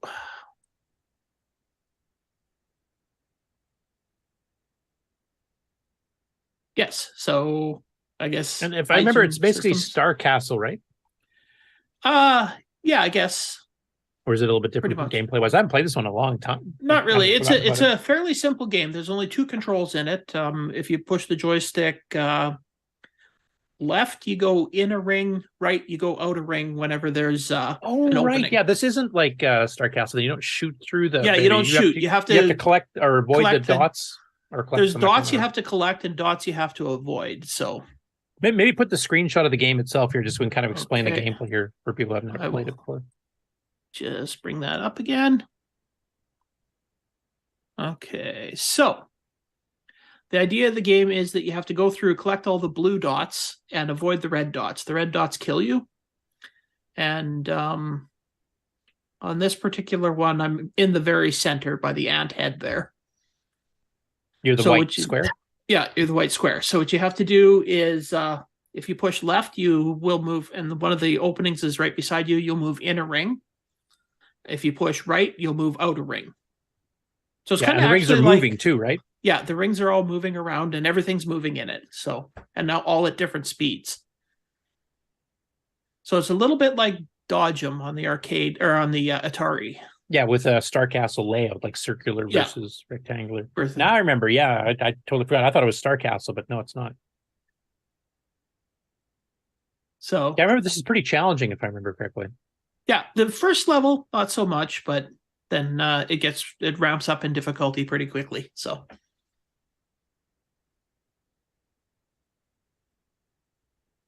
yeah, it's an earlier one too. Like it's 82. So I mean, that's like just in the second year of the CoCo, really, for third-party stuff.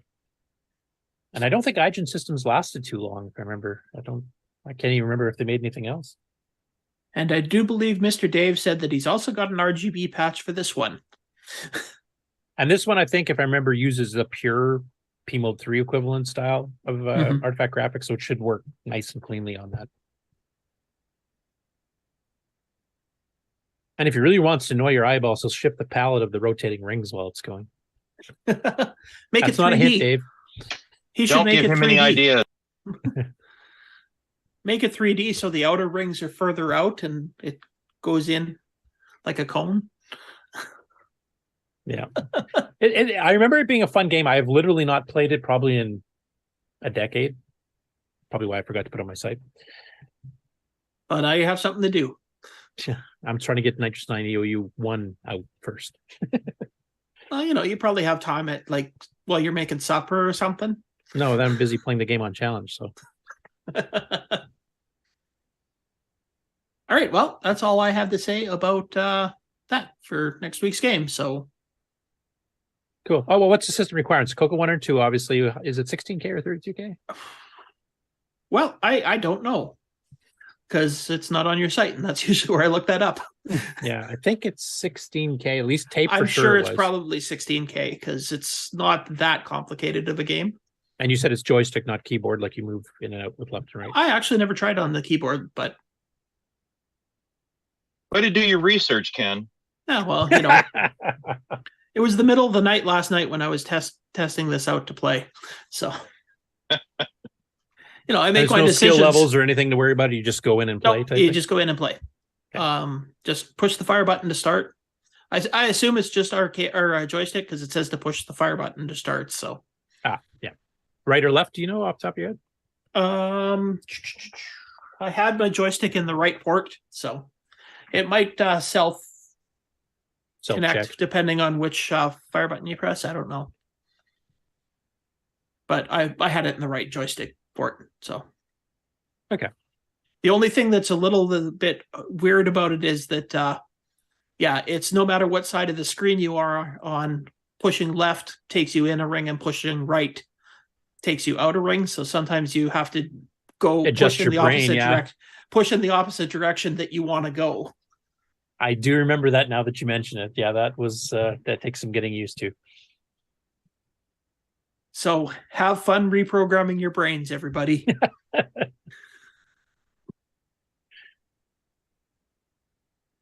All right. Well, what's next? Is Mark still awake? Yeah, I'm still here. Let's do the Nap public time? service announcements and then go into GameON news. Okie dokie. You are watching CoCoTALK, the world's leading weekly video podcast featuring the Tandy Color computer. We spread the love to the past, present, and future for all models, including the original color computer, the CoCo 3, and the world-renowned exclusive French Canadian CoCo 2, the Radio Shack.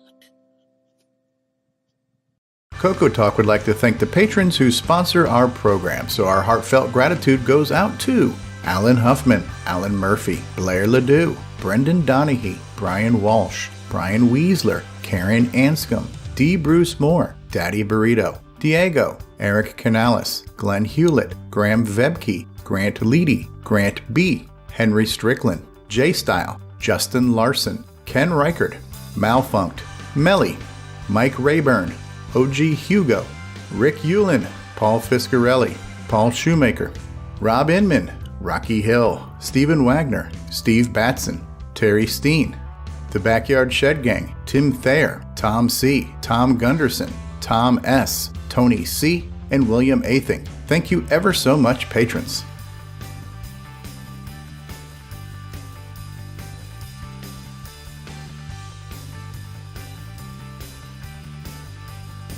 It's time for everyone's favorite segment, Who's new to Discord this week?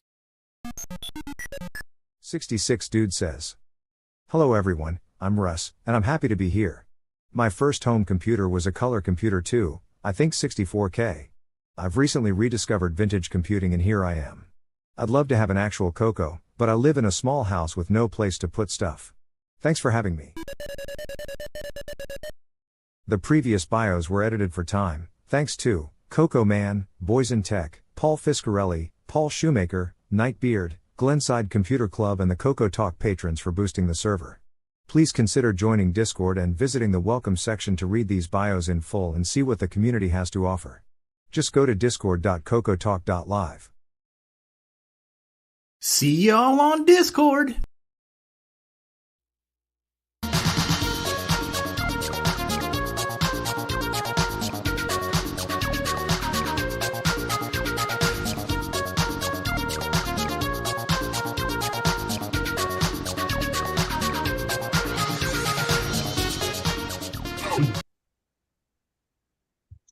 And take it away, Curtis. Okay.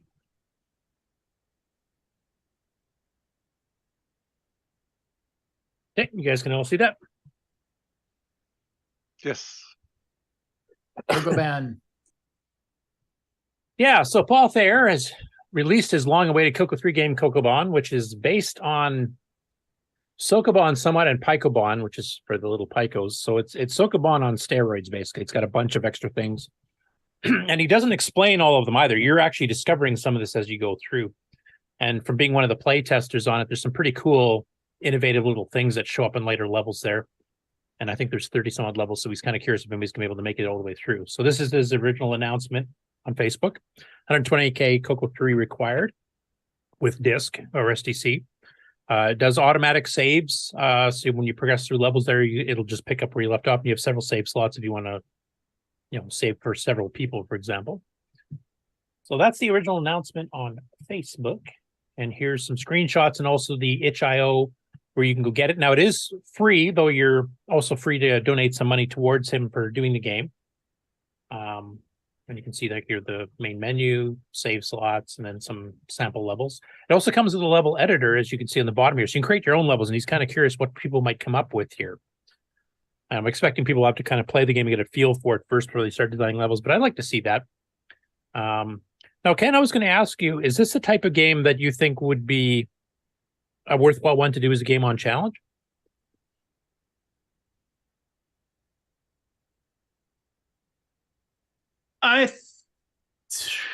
Probably. What's the scoring? How is it, or is it just how many levels you get through? Time-based. Time-based? Yeah, you got a timer. But yeah, it's not really a score game. So maybe the number, like you said, the number of levels to get through might be one way. Yeah. To judge it. If you played, basically you need to play for the shortest time. So. But since the levels don't change each time, don't you gain an advantage by starting sooner?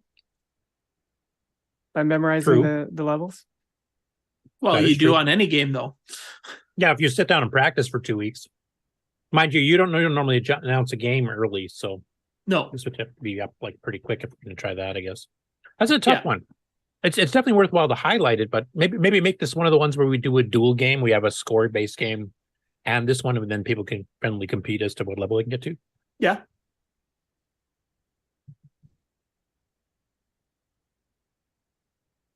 Well, here's his main Redbeard page on itch.io where you can still pick up Timberman, starring Ron. You get royalties for that, Ron?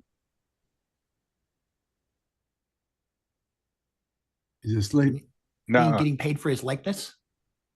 No. Yeah. Don't happen. I thought he was like Disney and just charge you for a birthday cake with his face on it or something. What about the guy in the paper towels? Say what? You lost me on that one. Yeah, me too. Oh, Brawny. Yeah, there's a guy on a paper Brawny. towel brand that kind of dressed like that. Oh, Brawny. Yeah. Brawny towels. Oh, that must be an American brand. I don't know that at all. Do you, Ken? We keep our fake Canadians here in America, I guess. I've heard of it. It's like a lumberjack guy that sells paper towels or something. Yep. Yeah, paper towels start from trees.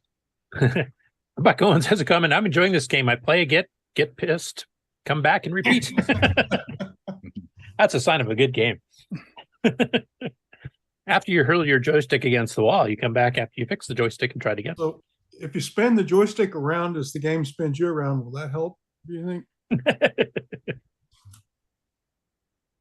Anyway, yeah, you can go pick up the game. Like I said, it is a free one. I think he's making this one free mainly because puzzle games aren't as popular. So I didn't think he was expecting to get as many sales as you would after an arcade game like Timberman type thing. But it's definitely, if you're into puzzle games, it's actually quite a good one.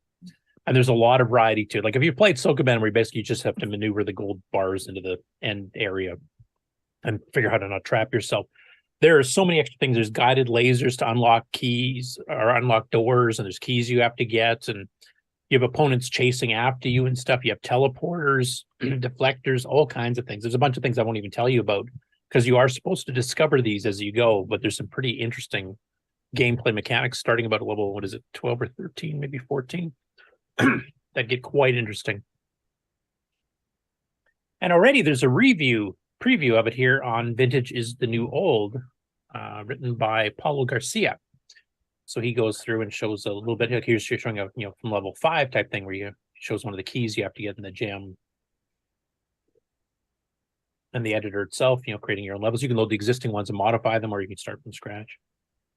So nice that he got a bit of review on a general site instead of just CoCo related stuff. So I highly recommend it. If you're into puzzle games at all, or if you like CoCoBan at all, this is a definite improvement on the original and a lot of extra stuff to it. And also, since it's a CoCo 3 game, it's actually a lot more colorful.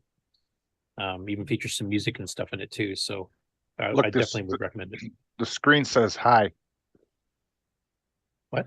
Oh yeah, the level does. Yeah. Yeah, there's a lot of little goofy things like that in there too. Anyway, I would highly recommend it. Next up, TJ Ferreira on YouTube. I won't play too much of this because he gets a bit colorful with his language, and we're trying to remain a family-friendly show. Which is probably why we won't be showing Buck Owens gameplay when we do CoCoBon, because it sounds like he swears a lot during that too. But he dragged out his MC10 again because he started noticing all the India games that were getting ported. And the newest one that just got over there is Guntus, which is basically a Galaga style game. And he's picked up the same thing Ron has, an SDX32 SD. Yep. You'll see there. So he's quite happy getting this game running. So I'll just play a little bit of it. And if I have accidentally catch him, getting a bit colorful language, my apologies. This on YouTube of the guy that ported it, and he typed in EXEC, execute. Here she goes. Guntus! The wonderful green. Guntus. I'm gonna have to go put the dog out, but Guntus, you got score, high score, stage, push space or shift key in Ufuto 2022. We now have new games for the fracking microcolor computer. Hold on a second. I'm gonna turn this off. I'm gonna go put the puppies outside and then come back and try to play Guntus. Okay, I'm back. Although now she's going to come around. I've got a screen. That's part of it here. In my head. Shift key. Shift key. Okay. So we'll go left and right for now. So it's like a Galaga. You hear her barking out there? Stupid dog. Look at the graphics on this thing. Oh, shit. It looks pretty freaking good. For a MC10 game. I'll let you watch the whole video. He's always amusing. We've covered some of his stuff before. My apology for the one word that slipped through. But yeah, that's the one I think we just covered a couple weeks ago, because this is a fairly recent India game. So, and it's available. There's a CoCo 3 version, there's a CoCo 1.2 version, and there's the MC10 version as well as for 60 other platforms or whatever they're up to now.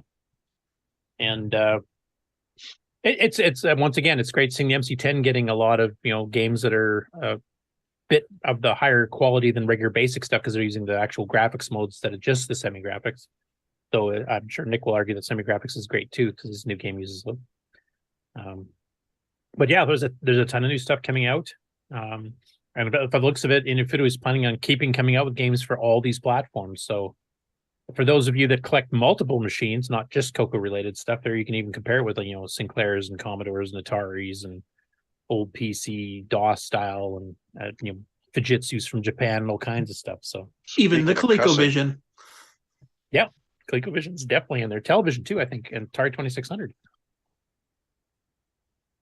And some of these games in particular, like not so much on the CoCo, because we had a pretty robust games library. There's well over 1,000. The MC10 did not. So you're getting a lot of arcade ports or based on arcade games that have never been on the MC10 before, unless Jim Gary made a basic version of it. Next up, going into the AGD stuff. So Paris Rat and Kees Van Os have been quite busy this past week with the AGD ports, and there's multiple posts here, so I'll just go through them one at a time. First up is AGD Games Pack number 60. They just released 59 like a week or two ago. This adds 7 more games. You can see the titles there. I'll just read them out for the audio listeners. Milo's Rescue, Mythic Banjo, Power Planes, Rage Quit, which sounds like me, Temple Treachery, The Honey Thief, and Underworld Escape. Now, I believe, Ken, maybe you know better than I do, like the last pack, I think these are the ones created by the elementary school kids that are kind of designing their arcade games as part of a school course. He usually puts it right on his on this page here, somewhere on it. If it doesn't look like the last one did actually say that all the games were created by right at the top. I think just right by all the downloads. Just as converted here, so. I know with this Beersden P6, is that identified as a school or something? I think that might just be the person that did it. I don't know. Because here it says, this game's by Elliot, Oscar, and Oren, and then Beersden. I'm assuming these are. The fact that he's just using first names and not fully identifying a child's name kind of, because I think the other ones that are, the more quote unquote commercialized style ones, I think have full names. So I'm guessing. And I thought I'd seen a comment somewhere that somebody said these were more of those. In the chat, Phantom 8-Bit says these were written by kids for class. Okay, so it is one of those batches then. So it kind of continues off in the last one. So there's some screenshots here, and obviously the audio listeners won't be able to see this, so you'll have to go watch the video later, or just go download the game pack. Here's the Mythic Banjo.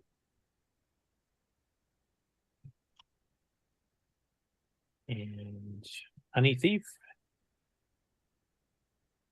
Basically, they look like, ladder platformers. Here's another smiley face hidden in the maze type thing. Milo's Rescue. Power Planes, which seems to be a bit more of a shoot 'em up than some of the other games, which are mostly platformers. Here's Rage Quit. Not quite sure what that is. Just looks like a platformer from the looks of it. Temple Treachery. Looks like it would be perfect for Stevie to play. Yeah. Escape. Yeah, that's the pictures there. You can download them at the World of Dragon archive. And I think these usually end up on the Color Computer Archive as well, don't they? I think so. And as usual, they have the 4 different versions of the downloads of these game packs. There's a Dragon version, there's a CoCo version. 2 of the versions have short file names specifically for the CoCo SDC, so 8.3 file names. And then they have ones with longer file names that actually will give the full title of the game. That's more meant for the emulators. So you can grab whatever suits your system that you use to play these things. And then because they've done this, and he did mention that they've now caught up with everything that's been released. So they've actually released another big pack, 3.1. A big pack is basically if you're new to getting these AGD conversion games for the Dragon or the CoCo, instead of downloading 60 different zip files and unzipping them all and doing all that type of thing, you can actually just download one big massive one that has every single one. So all 346 games are in one zip file. Once again, they also have Dragon and CoCo and long versus short filing. And he has a separate one here for actual documentation because of what keys and what the object of the game is contained separately. So that's there as well. So those are both available. And this is on the Retro Wiki. I think this is also on the Dragon Archive form as well. And then, as I was mentioning earlier, for those of you that have the Super Sprite FM Plus board, Pear is actually one of the people that actually has been supporting the board, and this is now the 4th game pack that supports the extra colors and the music and the sound effects that are contained in that board for Dragon and CoCo 1 or 2. It does work in a CoCo 3 as well. But you'll immediately see here the 4 games they've got on this one, which is Antiquity Jones, Appalachia 13, which I think is Apollo 13 in Spanish, Astronaut Labyrinth, and Baldi ZX or ZX. You can immediately see the screenshots here. These are quite more colorful. And if you've seen the video demos we've shown on before, you actually get multi-voice music and sound effects too. So these are much more, arcadey style than the straight boards. But you will require the Super Sprite FM Plus board by John Whitworth. So here's some of the Appalachia 13. And very much more detailed graphics than the standard black and white ones that we have seen on the other Astronaut Labyrinth. They even got really nice title screens. And I know from looking at how the Spectrum actually does their graphics with the color tiles with foreground background colors for each 8x8 pixels square, it takes a real good artistic bent to be able to get something really decent, because you get color bleed otherwise. You can't just put colors wherever you want with impunity.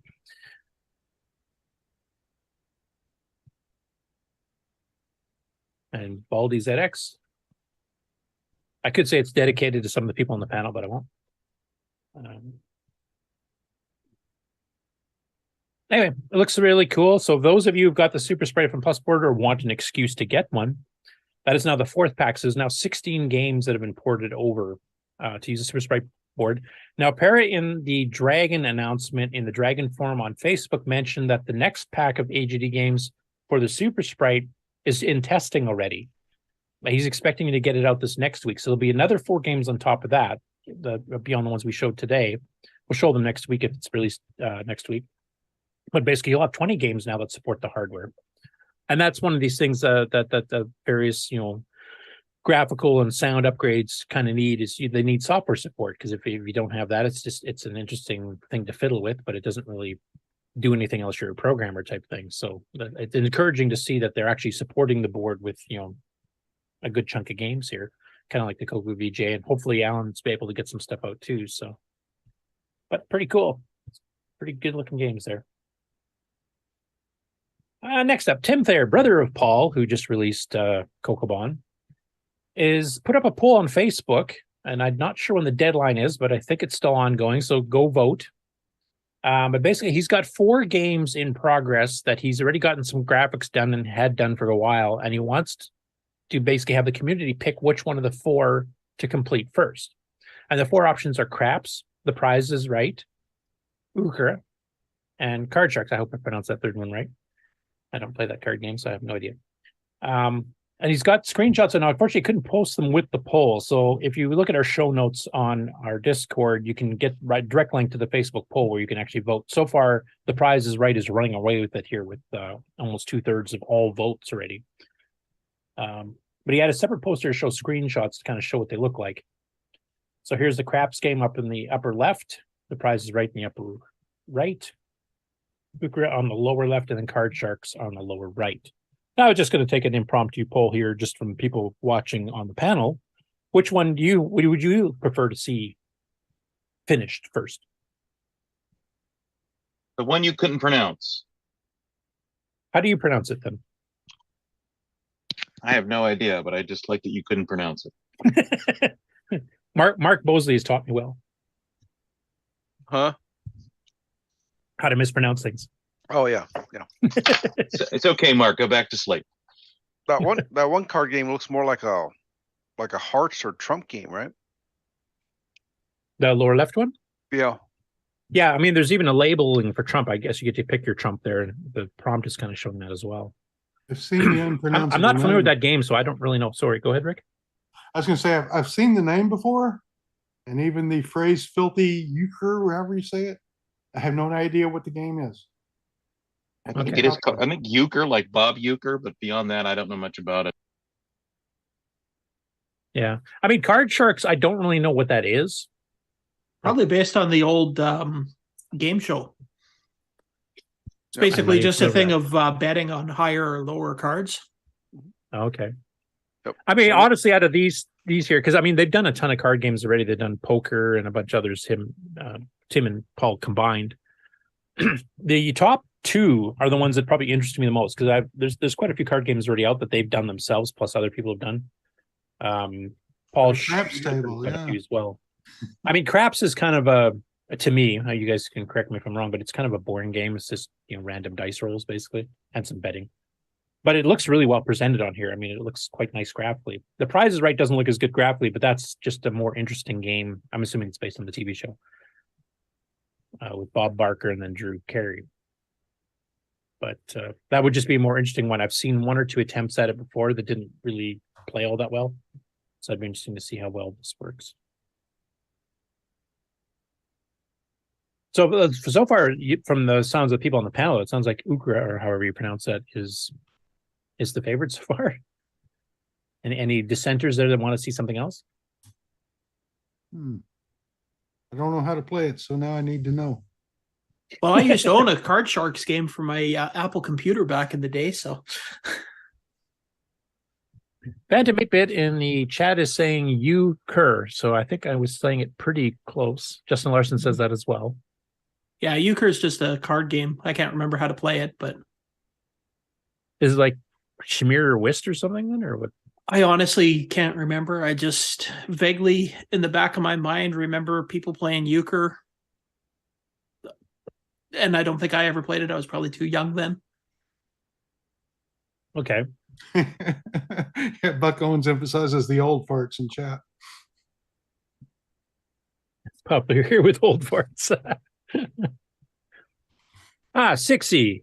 Since you just joined the chat too, is Euchre popular in the UK or is that a North American game? I have no idea. James says it's a classic card game. So classic, I've never heard of it.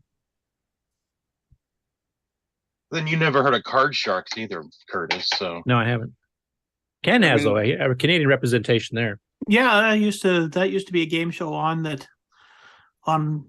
our couple of channels that we got when I was sick as a kid. It was on in the mornings. So I wonder if Euchre was the game that your grandparents would go to their friend's house and play cards.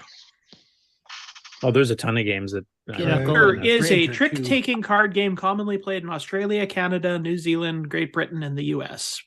Played with a deck of 24, 28, or 32 standard playing cards. Normally there's 4 players, 2 on each team.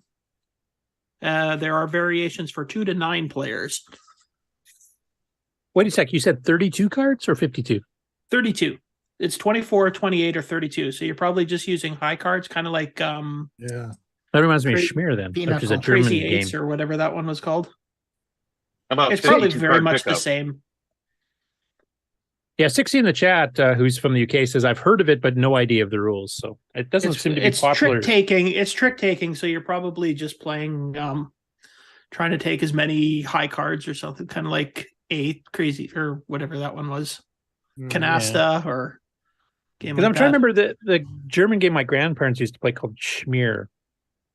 I think the cards were 9 up, and whoever had the 9 of trump could lay it down. They'd keep it even if they were on the losing end of that card or something. There's some weird rules in it. Yeah, it's probably similar.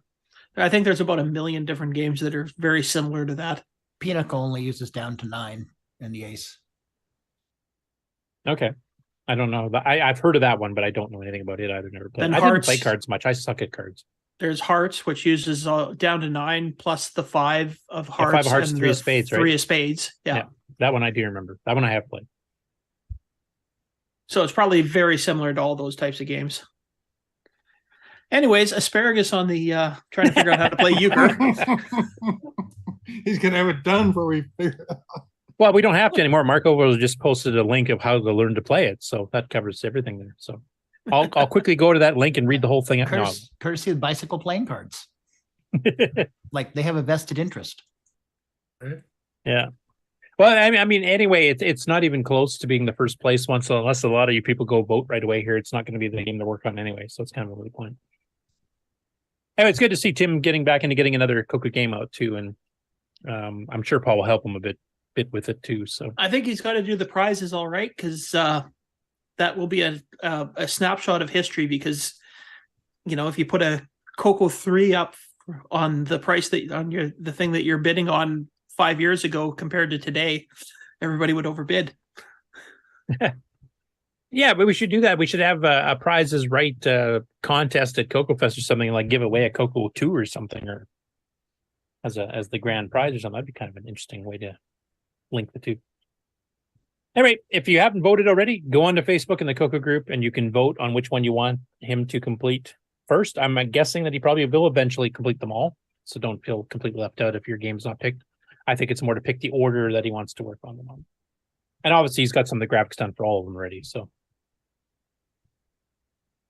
Next up, we haven't had him on for a bit here. Old School Games and Stories. He's been covering a lot of Nintendo and other gaming systems lately. But he decided to do a Throwback Thursday, throwing back even further than Nintendo, apparently.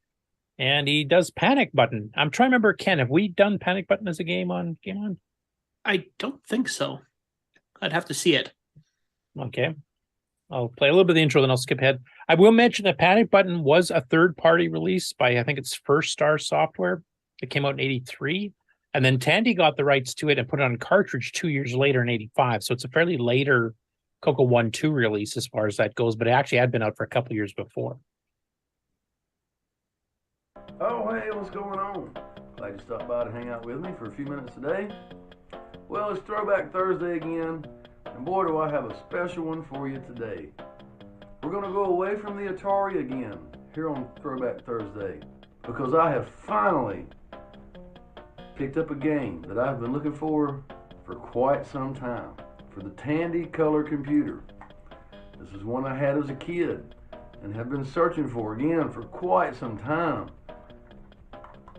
I don't know why, but this one's just hard to find. But I finally got it, and today we're going to play Panic Button for the Tandy Color Computer. And the name fits it. Okay, I will fast forward some actual gameplay here.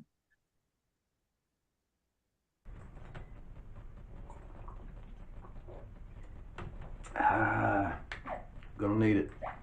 I'm gonna start on level 1. We have not played this game on the GameOn challenge, but have you played it before? Like you're familiar with it? I've looked at it. It's one that I kind of in my queue. 3 pieces: the head, the torso, and the legs. Yeah, because basically you get 3 pieces of things falling out from different slots, and the slots get relocated so they're on multiple levels later on, so it gets much harder. And you have to construct whatever it is, a cake, a robot, a whatever, telephone, and put them in the right order, and then they go off and get completed. Or if you put them in the wrong order, they get destroyed. And if you destroy too many or you run out of time, you lose the game, basically. And you have a timer like up the upper right corner. It'd be an interesting one to do because it is score-based. It does have multiple levels to start on. I don't think this is one you'd have to start on a later level. It gets hard pretty quick. No. Well, I remember when I tried it, I don't think I maybe finished building one robot. I did better than that, but not by much. Just get all up in the way. And you got these conveyor belts and stuff here. You have to like kind of, deal with everything moving on you, but you have those little platforms on the side. You can temporarily store something like if you're getting a whole bunch of feet pieces and you need a head piece, you can kind of store a couple of them on those ledges and then go back and get it. You also have the panic button on the upper right corner, which will temporarily stop the conveyor belts. Just for a little bit. I think you can only use it once per level, if I remember correctly. So this is a fun game. I do remember playing it. I think I actually had a pirated copy even before Tandy got it, if I remember correctly. And it's a fairly unique one. I don't recall this being based on any arcade game. I think it's an original concept, and it's a pretty cool game. So I would suggest that as a possible future GameOn challenge one if we haven't done it already. Yeah, as I said, it was on my list, so it will come up eventually soon. How big is your list? Like, are you still looking for submissions, or are you kind of like absolutely? I'm looking for submissions. Okay, I was wondering if you're pre-planned already, like for months on end or something. No, I'm usually pre-planned for about 3-4 hours. Well, and then I make up these lists, and just seeing this game, I remember it's on my list, but I keep writing all these games down, and then I lose the list. Oh, that works well. Have you ever heard of this thing? I believe it's called a computer. You can save lists like that. Ooh, hey, I should try that sometime. I'll even write you a Basic 9 program to do it if you want. Anyway, next up, Retro Arcade Gaming released 2 videos doing official port of Frogger, and they did the color computer version and the Dragon version, which I'm not going to show you both because they're pretty well identical. Actually, I probably won't play because I think we just played a Frogger comparison video not too long ago, so you guys already seen and heard it. But basically, it's kind of interesting seeing some of these other YouTube channels that have not traditionally done any CoCo stuff at all or Dragon stuff, actually, coming forth and doing some videos based on them. So I'll keep an eye and see if he does any other stuff. If he's just doing official arcade ports, he might get into Puyan or Zaxxon or Moon Shuttle or Poltergeist or whatever later on. And this is the Dave Palette Enhance, which you already showed, so I won't show it again here, but he actually released a video up on YouTube that you can go take a look at if you want to see how it looks with the pulsing colors, etc. Retro 365 here also did a gameplay video, and they have a nice little retro-looking TV outline for it. They did Monkey Kong by Med Systems. Now, it says here, Tier City CoCo 4K. Now, I know for a fact that the game requires 16K to run. So I actually sent him a message comment on it saying, yeah, actually, it needs 16K because the graphics mode itself takes more than 4K. He goes, oh, I didn't realize people were going to read that way. The 4K means it's a 4K video, not 4K RAM. And he said, yeah, that could be confusing. So I think he changed the description later on to do it. But for those of you who have not seen it, this is a Donkey Kong clone with just 2 levels, and it's based on the Atari 2600 version, not on the arcade version. I mean, the levels are basically the same as the arcade, or fairly similar, but the Atari 2600 also only had those 2 levels, so that's kind of what it's based on. And it's also the only one that ran at 16K. Both Donkey Monkey and Donkey King required 32K. And it's by Ken Kalish. One of the very few clones he did rather than his own original stuff.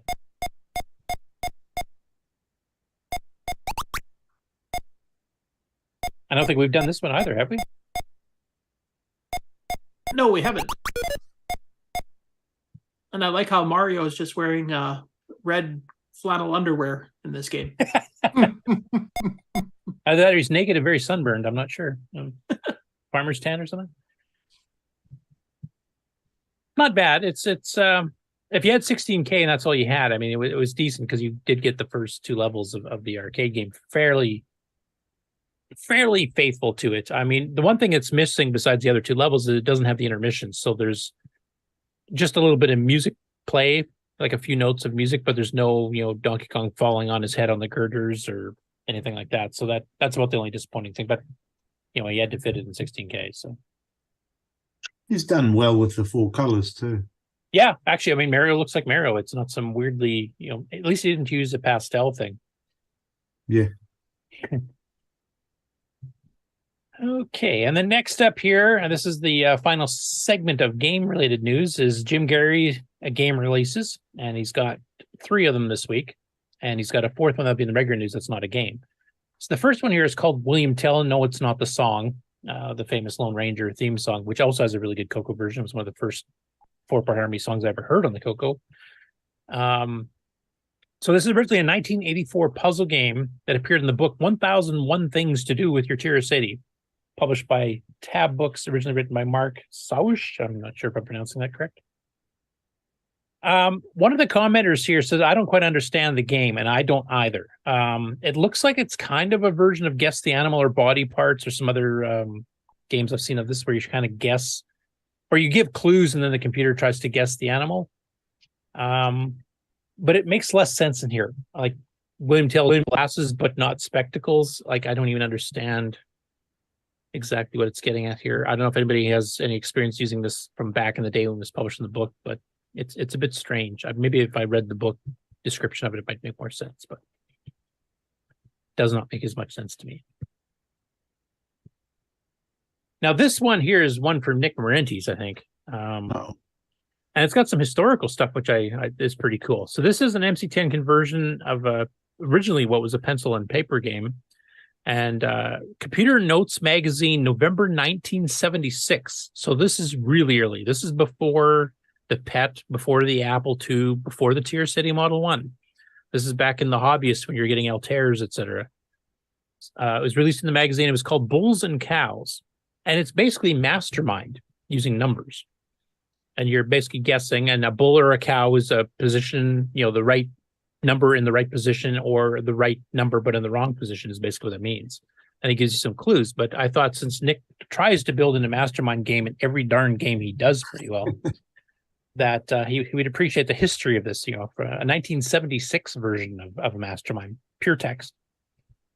But historically, that's pretty interesting. There's not too many games I've seen him convert, or I've seen or even around, that are from the pre-microcomputer or home microcomputer era. I mean, the Apple I would have been out, I guess, in 75, 76. But as far as, mass market stuff, there was nothing really out at that point. It'd be the hobbyists getting like the little, hex pad computers. So is that like the numbers version of Wordle? Sort of. I mean, Wordle has restrictions. You have to use real words. You can't just randomly throw letters up, which Mastermind or bulls and cows you kind of can. It doesn't matter. You don't have any restrictions on what you're guessing, just within the numbering range. And this one's a bit harder too, because it doesn't tell you the positions of each of the things. It just says you've got, one or two in the right place with the right number, or the right number in the wrong place, but it doesn't tell you which positions. And Mastermind kind of finesse that and actually has it so you can actually kind of get a better guess at it. But so, Nick, I was just wondering, what do you think of this early version of your little mini game you throw into your other games? Have you ever heard of this? I hadn't. No, I never heard of that. Yeah, well, it's just Mastermind, isn't it? Yeah, basically, it really is. Just way earlier. I actually, Jim did some research on this, and apparently this computer version here was out before the board game Mastermind ever came out. So Mastermind might be based on this instead of the other way around. And who knows where it came from before that, because it does mention it was a pencil and paper game before this. So this is something people made up and just kind of did the rules themselves. I don't know. So I had no idea it went that far back. Go ahead. So the people who originally played this game did it on a teletype going tung tung tung tung tung tung tung tung tung tung tung. Yeah, might have. 76 definitely could have been. Hey, historically, that's pretty interesting. The game itself, it's basically Mastermind, which you've seen. If you want to try to play Mastermind, you can play Gatecrasher. You can play every Nick Moretti's game. I don't think you had one in Gunstar or Popstar, but you did have it in your last CoCo 3 game, 0 Hour. Is there one in Donut Dilemma? No. I only used it 2 or 3 times.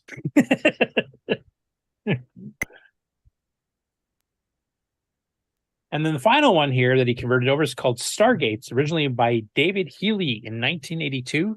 This was originally for the Sinclair ZX81. Now we spiced it up with some color graphics. But basically, you just are maneuvering your ship, and you have to go through a Stargate in I think it's the yellow area.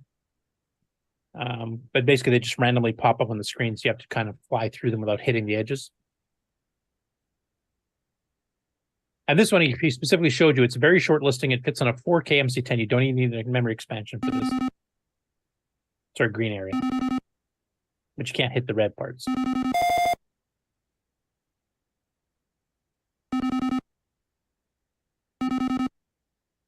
So fairly simple gameplay, but if you have a 4K one and you don't have any cassette thing or anything to load it with, and you want to better, so I use my mic suddenly. Yeah, your headset disconnected, I think. Did you finally break your headset, Curtis? No, I think the USB cables. Maybe I'm catching with my foot or something here. It gave me a big warning here, switching back to internal mic because it detected the Yeti was disconnected. You can hear me okay, though? I'm coming through the right mic? Now you are. Okay, good. Right, so. So there's a question in the audience from Can Make It. Does Jumpin' Joey have Mastermind in it? No, but would you like one in there? You forgot. Absolutely. When you have to go from one level to the other, then once you fill up all the positions in the top, then you have to play a game of Mastermind to move on. Or to be really annoying, you could have it so that when you go to jump into the final resting place of your dingo or your kangaroos, your joeys, you could have it so it has a little lock gate, and you have to solve the Mastermind puzzle to actually get in there. Every single one. Or the This gates week at the on top Feature are Creep. the mastermind game, and you have to put each Joey into the right Oh, space. there you go. Do them in order, yes. Yeah, you need different colored Joeys, and then you have to put them in the right order. And if there's you your fail, you have to feature go all the way creep. back to the beginning and do all 3 screens again and try it in a different spot. Feature creep again. I'll never get to the end of this game. James in the chat says, finally a way to shut Curtis up. Nah. Touche. Yep. Well deserved. Hey, that's it for the GameON news. So do you want me to go straight into the regular? Oh, let me go ahead and run the intro. From around the world, what you need to know. Get caught up on News with L. Curtis Boyle. And now a Muppet News Flash. Herman. Okay, it's yours. Okie dokie.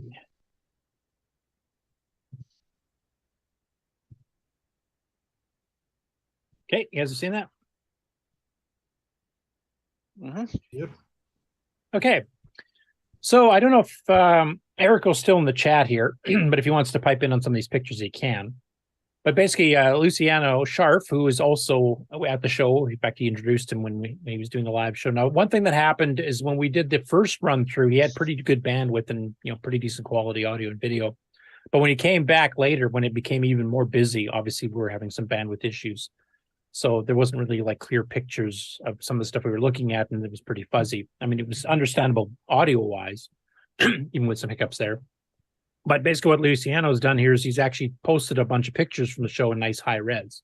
So I thought we can kind of go through those and you guys can comment on what's in there. So here's basically the whole CoCo section, and there's quite a few there, ranging from CoCo 3s, the CP400, both revision 1 and revision 2, the drives for it. TDP 100 back there, CoCo 3, which never got sold in Brazil, so that's obviously later, and then some of the other clones. But really in good shape, and I do like the difference between the CP400, just like the CoCo 2 and CoCo 1, or CoCo 1 to CoCo 2 transition went, where you went from a chiclet style keyboard to the more full travel. Though I did notice they lost the colored keys when they went to the newer keyboard layout, which I didn't really notice before for some reason. Those disk drives, so what sort of drives have they got? That was a fairly rare one, but he did mention it during the walkthrough that was the official quote-unquote disk drives for the CP400. When did the CP400 come out? I mean, it would have come out during the CoCo 1 and 2 era. I mean, the chiclet one, I think, came out in 82, 83. Like, if Eric was in the chat here, he can pipe in if he knows the answer to that. We are planning on trying to get them both on. They're going to do a little kind of a live stream from one of their houses, I think, actually in December. We're kind of going to get that set up so we can actually have controlled bandwidth instead of like 300 people trying to share it. And I would love to go through some of these in a bit more detail. We did that a few years back, but they've got some new stuff we haven't seen before. And plus, we have some more details, like that disk drive we've never seen. 1 or 2 of the clones we'd never seen before. So I would love to go through it in detail. But yeah, I think they were on sale. I think 82 was the first one, the chiclet version. I don't know when the drive thing came out, but I know it's pretty rare. It's kind of like Dragon drives. They weren't that popular because they were way expensive compared to the cassette. I don't know if that's the same reasoning, but North America and I believe Australia, I think disk drives became fairly popular. Like when I got my CoCo 3 and everybody else in the CoCo Club was around, I would say well over half of us had disk drives. Almost none of us were using cassettes anymore. I'm just amazed by the size of that box. Yeah, and it reminds me of the audio-visual disk drive interface for the Model 100 in some ways. Like a big box, except that also had like an 80-column card and composite out and a bunch of other things built in too. That one's that's like a whole PC sitting behind the desk. Yep. It wouldn't have been cheap. No. And here's the CD6809, which is another clone. And then the color, I can't quite read that. Let's see if I can zoom it in. Color 64, which basically has the color keys are very close to the CoCos, but they do have some slightly different shapes. Like the one has this little extended part of the key there. And the brake key's quite a bit wider. They're trying to go for that rectangular cutout. Yeah. But that one looks really good. I really like that one. That one would have that looked one fine in a looks CoCo good, 1 or 2. And here's the color 2 with the more up to date, almost a melted keyboard, not quite, but you can see the tail end here of the chiclet keyboard from the original CP400 color. And a little bit zoom up of the drive system there. Weird joysticks. Yeah, and the different colored handles. Like, is that like I was mentioning during the live stream? Is that because you could identify yourself? I'm always going to have the red joystick on the right and the green joystick on the left, so that if you have a game that keeps switching between joysticks, you didn't have to guess looking at your table like which one am I got grabbing here. It'd just be, okay, that's the right one, that's the left one, which is a kind of a neat idea.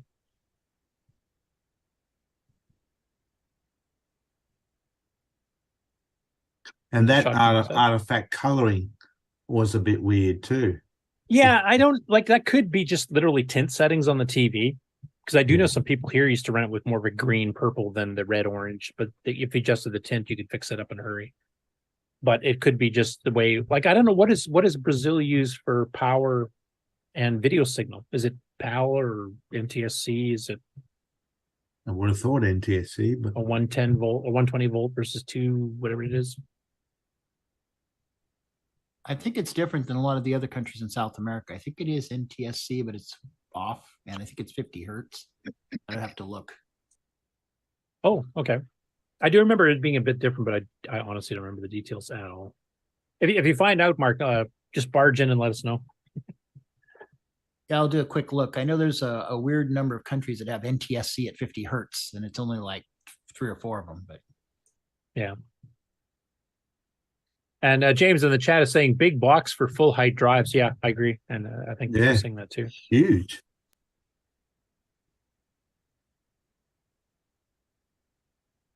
There's a zoom up. You can kind of see the joysticks up close. Definitely a unique design. I didn't see anything like that on the Dragon or the CoCo. That flat top with curve. And if I remember correctly, it has 2 buttons, so you can be left-handed or right-handed. It counts as a single button. It's pushing the same button. And basically. a spiral cable as well. So a bit weird. Like in a guitar cord or something like that. You can stretch it out. Yeah, and if you let go, if you slip on the joystick, it flings back. So when I throw it against the wall, it comes back like a boomerang. And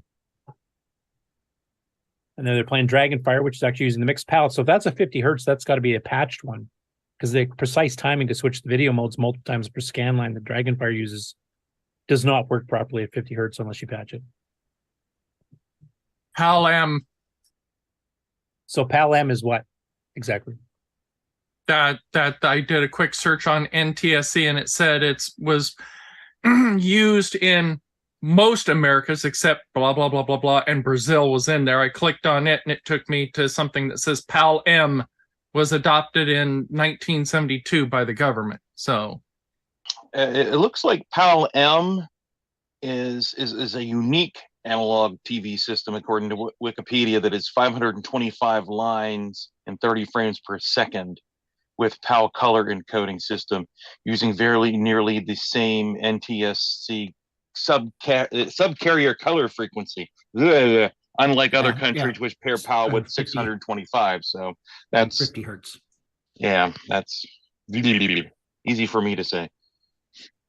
Yeah, I'm just reading in the chat here. Like 60 mentioned PAL, he said, which is PAL, but with NTSC color subcarrier, he thought, and 60 hertz, like you mentioned.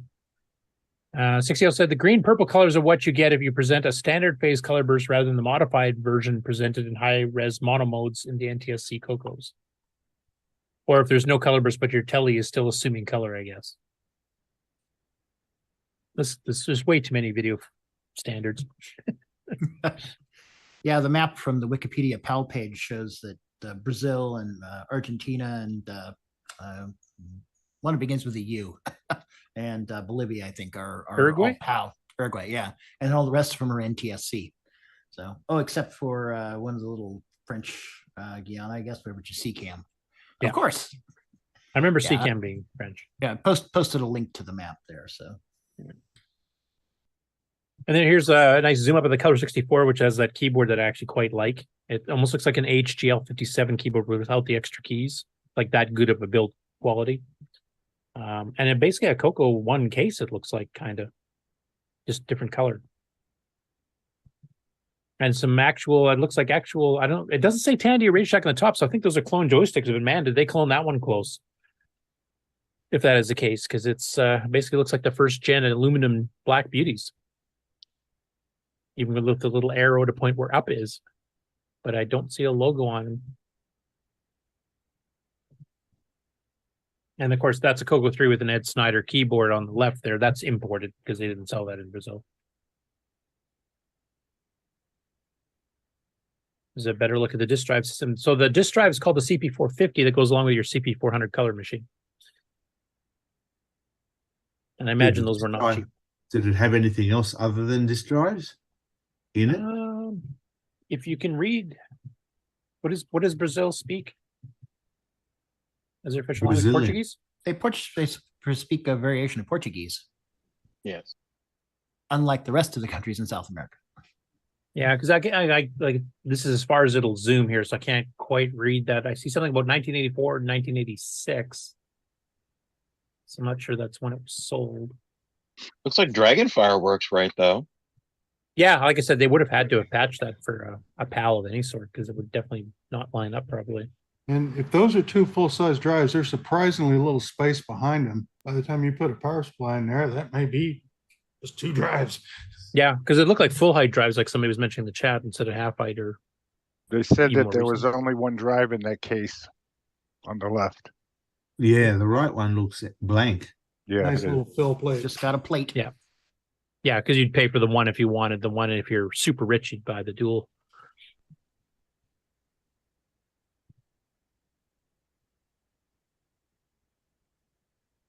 Sample gameplay. Now, I don't know if he's holding the joystick right in this picture. I assumed that buttons would be on the top, on the upside here. Here he's got them on the side, so I'm not sure which way this actually plays. So if any of them are in the chat there actually know, feel free to pipe up.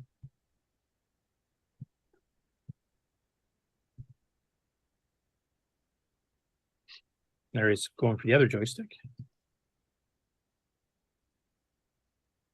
And there's a CoCo 3 being demoed. Sorry, go ahead. TDP 100. Yep. Yep. With a chiclet keyboard. Isn't that the only way they were actually sold by? Yeah, I thought so. Yeah, I think any other ones you have in there are upgraded by the user after the fact. But he's playing a Z89 or Z89. I'm not sure how Brazil pronounces it. Steve Bjork's Zaxxon clone on a CoCo 3.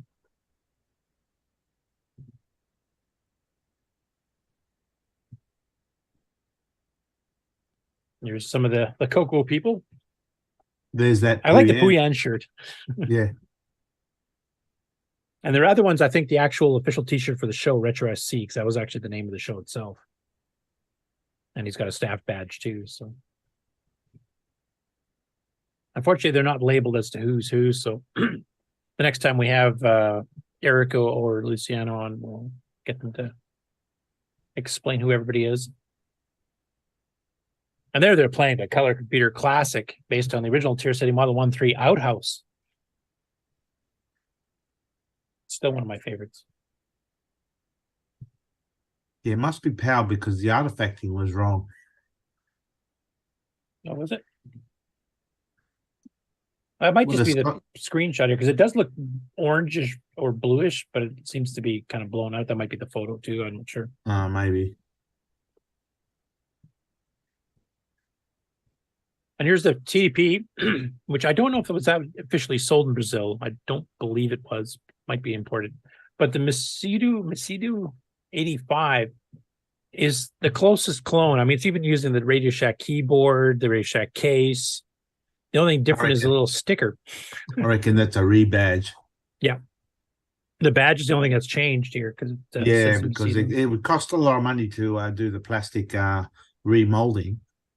So it was cheap just to take the import the American ones and just change the badge. I don't know if Mark Siegel is still in the chat here, but I do know like Brazil had rather unique laws concerning copyrights and stuff. So basically, you're allowed to clone whatever the hell you want. Yeah. And I was curious, did they try to stop the importing of cases at some point? Because they were basically getting ripped off. They're selling the computer itself, or was it just a way to make some extra money in High a country tariff. that normally you wouldn't be able to sell into? They just had high tariff on importing stuff like electronics. That's why, and the lack of enforcing copyright mean that companies would import stuff and then directly clone it and sell it. So if you were buying the cases directly and not cloning them, but just importing them, would you have to pay high tariffs? Or is that only on the electronic boards and stuff themselves? Yeah, I don't know. You might be able to buy the cases, although they might have reverse engineered it too. I reckon that's a complete CoCo too. Right? Someone just changed the badge and said, "Prove it's Yeah, a it's just Tandy." the I say badge. it's a Misato. I reckon it's just the badge. Yeah, it's a cheap little black and white So badge. they might be smuggled, because otherwise those tariffs would kill the pricing of this thing, wouldn't it? Right. Yeah, but this ain't a Tandy. Can't you see it ain't no Tandy? I don't know no tariffs on this. Load a truck and go over the border. There you go. Fell off the boat. Yeah. I'd like if when we do the special with the two of them, I would really like to get some history of that part of it if they know. I mean, some of them, like the CP400, obviously has its own unique case, its own unique keyboard. It's basically just cloning the Motorola reference spec, which is legal because that was Motorola's. But this looks like you said, it's just a rebranded CoCo 2. So how did they get that across without huge tariffs? They even sort of copped the Motorola logo in the middle. Yeah, a little bit. It almost looks like it a little bit, doesn't it? Well, here's one of my ideas that probably would have worked. Is cut him off. Cut him off. I would, if I was to get around the tariffs, I would have stripped the electronics out of the case and just shipped the case. Then you could remold it where it's going, since there's no electronics in it at that point, and then build your own PCB to match the case. There you go. Could be. Now, Tom Eric Anderson is saying, but wasn't that the Yugoslavian model? And I do remember, now that he mentioned that one of the computers they were showing was a Yugoslavian model. So maybe that is. Most of the Eastern Bloc, though, were made in Bulgaria. They had the Pravets, which was an Apple II clone, and they made, I think, an MSX clone. And they made, now, were they clones, or were they like this? It's just basically a rebranded. No, they were clones. They made their own cases. They got their own keyboards. I think they might have copied the ROMs. I don't know, but they were. I mean, they were designed to be compatible, but of course, they were not made anywhere in the first world. Because if this was cloned, they did a really good job. Yeah, the case and the keyboard's identical, so I'm thinking this is not a clone. I think it's a CoCo. Yeah. Some shop somewhere has a stack of nameplates. Right. Yeah, peeled off Tandy ones or Radio Shack. That's right. Yeah, it's a fascinating history going through some of this Brazil stuff. They just had a whole different market than we did. Most of the clones are more like this, where it's close but like a unique keyboard, or this has a different case. You see the difference. Completely different design here, just the same Motorola reference design.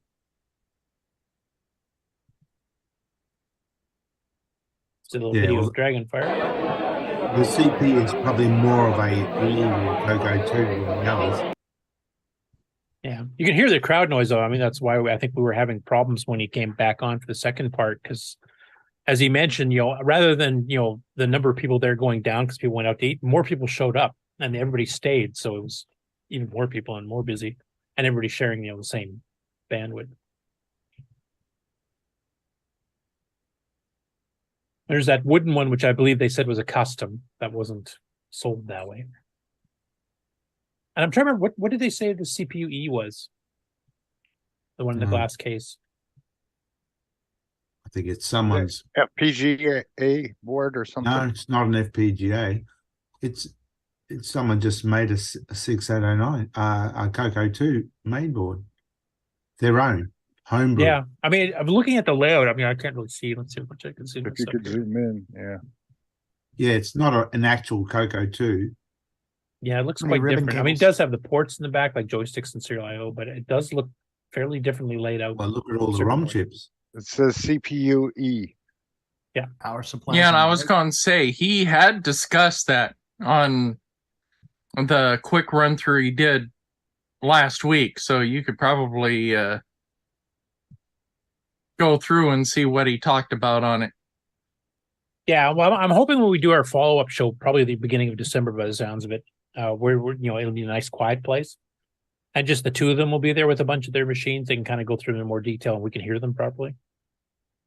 It was getting hard to hear, plus the bandwidth problems we were having too. But Yeah, this is an interesting one because it does look like it's actually made by, on their own. It's not a ripoff.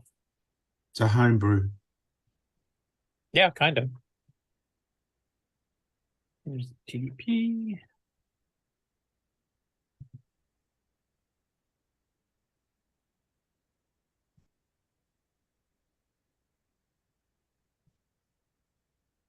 There's the MX 1600. With that weird cartridge slot they were showing us, it's too thin to fit a regular cartridge. You basically have to rip it out. Apparently, electronically, it's the same as a CoCo, from what I remember him saying, but you couldn't fit the actual case. You'd have to rip it out and kind of make your own, maybe even cut down the sides or something. I'm not sure.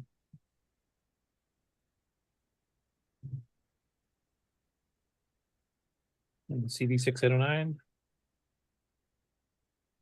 And Roby Jr. Sold by Tandy. Yep.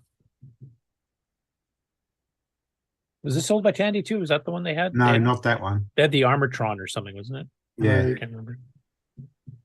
I'm an electronics guy, so I didn't really play with Armatron it. was the app. Was the Tandy one. They had two Yeah, different and it was models, kind of stationary. nasty because it was electric, not electronic. There were gears and clutches and a motor that just ran all the time. I wanted to convert it, and there's nothing to convert. The mobile Arbitron is a lot more electronic. Yeah, the I one, have one. the one Tandy sold is all mechanical inside. It's gears okay. and clutches and things. I remember Hot Cocoa had an article on interfacing with it and had some basic programs for controlling it. So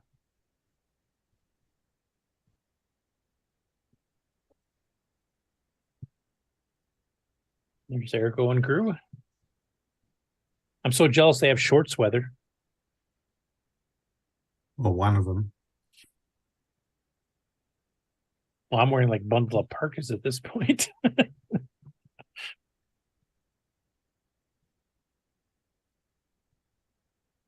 And back to the beginning. So anyway, so nice clearer pictures. We are trying to set up a kind of a follow-up with Erico and Luciano to have them on probably beginning of December, kind of go through things in private from one of their houses. So I just noticed something. What? It looks like they've got skirts on the table legs. Yep, I can see that unless that's plastic. Yeah, that's pretty amazing. They went that far. Yeah. Okay, next up, Todd Wallace has posted a video and download link on the Facebook CoCo group showing his new graphic launcher and using his CJ font that we have included in the OU. So this allows launching SDC Explorer, hard drive or floppy images, ROM banks on the SDC, cartridge slots on an MPI, all from a combo basic ML program suite that you can edit and change yourself, and he includes that. So you can see on the sample here, he's got EOU 6.1 drive wire with an RC32 pack, serial bit banger version of EOU, launch SDC Explorer, mount drive wire disk for basic, launch Twilight terminal so you can launch individual programs if you want, his CoCo Chiptunes player and SDC media player. Now it's about 5 minutes long. I don't know if you want me to play the whole thing. He's given me permission to do so if we want to, or if you want to just see a quick beginning clip of it. And Any that's thoughts? an IBM font too. Yeah, the CJ font. What do you guys vote for? Just a partial play or the whole thing? Yeah, let it run. We got time, right? Anybody else? Gives me, I don't want to just pick from one. gives me more time to sleep.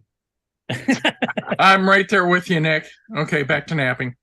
Hey guys, so some of you may have spotted this little graphical launcher thing whenever I turn my CoCo 3 on, and I wanted to tell you a bit about what this is and how you can now use it if you are interested. So basically this is like a DOS style menu for just running common tasks you would do whenever you turn your computer on. Maybe you want to, boot SDC Explorer sometimes. Maybe you want to jump into Nitrous 9 or whatever. And I tried to think of a way to streamline that process. And I also kind of wanted to add a bit of personality to it. So I wrote a text renderer that uses an IBM CGA font with a graphics mode to render this character set. So how do I accomplish this? Well, it's kind of, there's two layers. There's basically the machine language that does all the screen rendering and stuff. But the heart of this is actually a BASIC program. Since BASIC is such a flexible language, it just made sense to use that to accomplish all these different tasks that you might want the launcher to do. It's very easy to just, do yourself or change what's in there.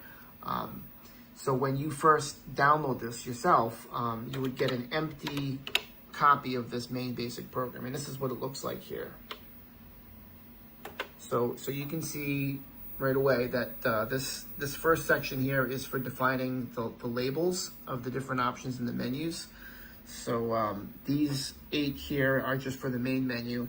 These are for launching custom ROM, like from flashbangs and stuff like that. I'll explain that in a second.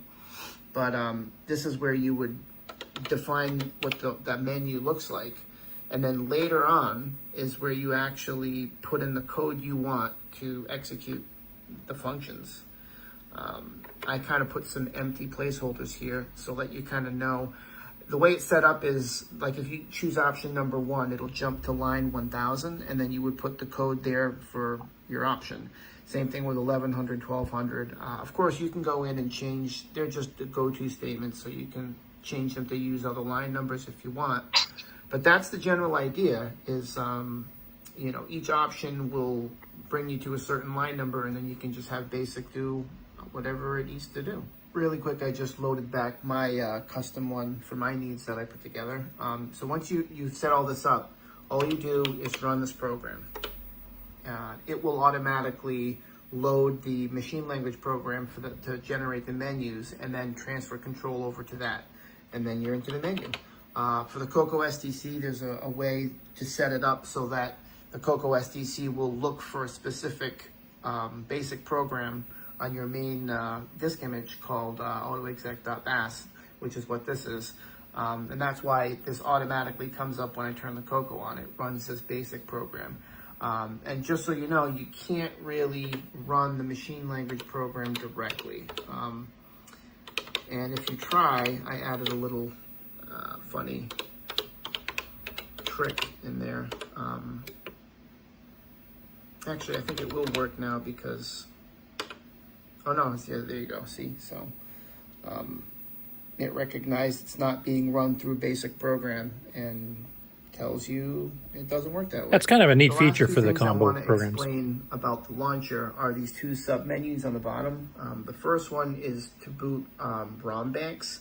Like a certain hardware has flash banks that you can set up. Like the CoCo SDC, I believe, has 8 that can be, variants of disk extended color BASIC, or they can be, game carts or other program packs. And this is a way that you can add BASIC code to launch those flashbangs if you want. So I have a few versions of HTTP DOS as well as just plain vanilla Nick, if you're testing, you may want to mute. DOS here. So yeah, I know. The that's damn what thing that's just for. kicked in And then, over there. The second one is for actually Woke launching me the up. ROMs on physical cartridges connected. You can add BASIC code. There's various pokes and peaks and whatever, depending on the cartridge, to actually directly from BASIC launch them if you have a multi-pack interface. So this is just a menu to add that functionality if you want. Like, let's say you wanted to launch the built-in terminal program on the RS-232 pack. There's a poke you could add to this program to do that. So that's the gist of it. But anyway, I hope you find it cool or interesting, and thanks for watching. So that's a pretty decent little launcher program. I mean, he's got support for the multiple ROM, so he's got support for the multi-pack different slots if you want to launch software on there, plus all the CoCo SDC stuff. So I thought it was a pretty cool little, almost a suite, for handling a lot of this kind of stuff. So if you really want to customize your system and set it up to boot, like a lot of people customize, the EXP command and stuff or the auto boot to automatically fire up, say Nitrous 9 or a game or something like that. But this way, it gives you a nice little menu that you can actually pick several different things that you can kind of run through that auto boot or boot off ROMs and stuff. Whereas STC Explorer, I think, basically only does disk and hard drive images. I don't think it lets you boot from alternate ROMs. or alternate ROMs in a multi-pack or something like that. So this is a bit more expansive and nicely presented with the CoCo 3 graphics mode with a nice CJ based font. And I like the fact that he had the HTTP DOS for DriveWire for use with the RS-232 pack.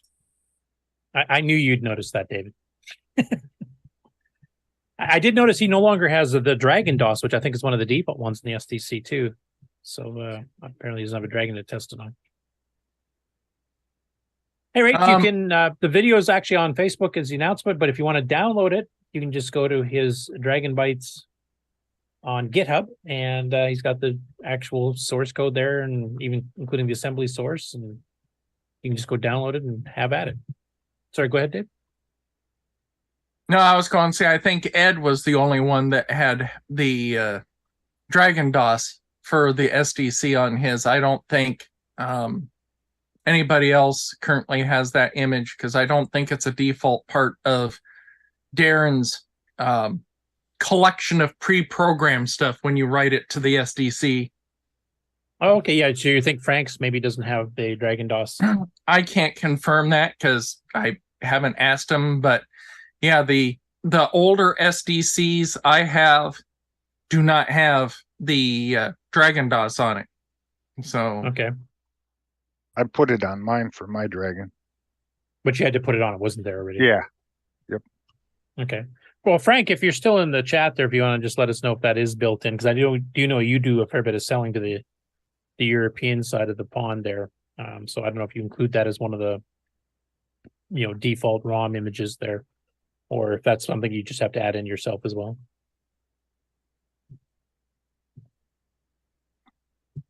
Okay, next up, and Mikey is in the chat. Mikey said it isn't his. Now, Mikey, do you have one from Ed or do you have one from Frank? I guess is the first question. But Michael also posted up instructions how to get EOU running on the CoCo 3 FPGA, along with support modules needed to access its virtual hard drives, etc., because it does it a little bit differently than an SDC does, obviously. So I've just brought up here part of it, and it's kind of its instructions and how everything works. And this is something he's had actually published for quite a while, though he's kind of tweaked a few bits of it here recently. Because there's a few modules in EOU that don't work with the CoCo 3 FPGA due to, I think it's Kern P2 or Kern, I can't remember, is a little too big with some of the extra features that were added in for the CoCo 3 FPGA, so it doesn't quite fit, so they have to use a slightly older version. So I think stuff like the F-string move system calls using the much slower old code, but you're running at 25 megahertz, so are you really going to care? But basically, he's got all this up here. Now, this was kind of a follow-up because he actually texted or messaged me about it here because Alan Murphy was actually working on his own blog posting on how he got it to run. And he kind of, did it through exploration. I think he went back and forth with Mikey a bit as well. And he's got this nice little chart, I think, down here, where he kind of shows all the different modules as a boot file. And he mentions what source he took them from. So some of this stuff is just not different, so there's no point replacing it. He's basing it on the FPGA default Nitrous 9 3.30. So he's keeping all the drive wire stuff here exactly the same because we haven't changed any of that yet. And then he mentions which other ones he's replaced with EOU version. So Kern P2, that's the one that doesn't quite work correctly. But he goes through them all here and actually lists exactly where every module in the boot came from. And then kind of goes through his way of going through things. Now, Mikey in the chat here is saying it is worth making a video about, and I agree. For those people that do have the CoCo 3 FPGA, I think it would be nice to have a video just showing exactly what you had to do to build it up to get it to run properly on a CoCo 3 FPGA, because it does run really nice at 25 megahertz. I know Mikey's done some previous videos to show how fast the bouncing ball demo is, for example, at 25, even versus the 609 or even the Gimme X at 3 megahertz. It is quite a different speed. Now he also says in the chat, Curtis, I forgot to know, the DriveWire version uses your Kern P2 and the SD card one uses the stock ones from Nitrous 9. Okay. I'll have to figure out why that works one way and not the other. Anyway, there's a couple sort of tutorials here on how to get that running for those of you that have a CoCo 3 FPGA or interested in getting one. Now, I don't know if they're still for sale, if that's one of the chip shortage things, because I know zipsterzone.com is the person that usually sells it, even though it's kind of created by Gary Becker. I don't know if any of you guys know, is it out of stock on Zipsterzone these days, or? I went looking up them CLPDs that he uses at DigiKey, and everything was zero. 55 models, zero each. So okay, so that is one of the ones hit by the chip shortage. It's very likely that that's what everyone's still waiting on. The simple stuff's coming back, but the complicated stuff's still not around. Okay, so at this point, this is more for people that already have a CoCo 3 FPGA but want to try running EOU on it. Like Nick. Oh yeah, all the time. Just hear that sarcasm.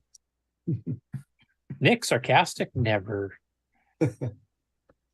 Anyway, they both have really good write-ups on it. I would love to see them collaborate and make a video with both of them kind of testing things out or showing how to do stuff. It'd be kind of cool as a collaborative project. Actually, just out of curiosity on the panel here, who here has a CoCo 3 FPGA? Me. Okay, Nick. Anybody else? I have one. Okay, David. Rick, you don't have one? I have a picture of one. I don't think that counts. No.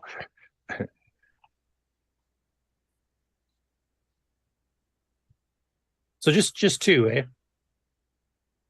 I think Alan has one, but he's obviously not here. So, well, Alan for sure does, because I mean he's been kind of blogging his progress here and posted some pictures in the Discord. And I think he was actually going back and forth with Mike directly to figure out how to get some pieces running. And David Ladd is Captain Obvious. Meow. Want to bring up Mikey? Well, Mikey obviously has one, yeah. Thank you, Captain Obvious. That's Captain Obvious with an extra diet Dr. Pepper, I'll have you know. That's right, Curtis. Now, this is one I think I missed, because this is actually a little bit older. This is actually from 2 weeks ago, and I think I missed it in the stories here.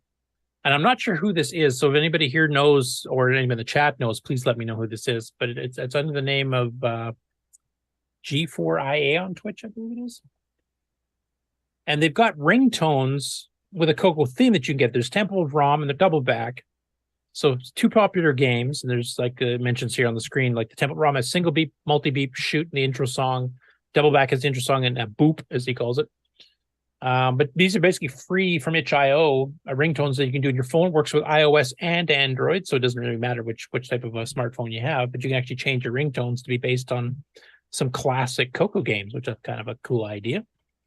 Your dyslexia showing it's Q4IA. What did I say? G4IA. Oh. Yeah, I was reading off my notes here, but it's highlighting it with that red underline saying it's a spelling mistake because it's not a word. Right. It's kind of hard to tell. Hard to tell, yeah. Where the descender is. Oh, yeah, it's up here in the corner, duh.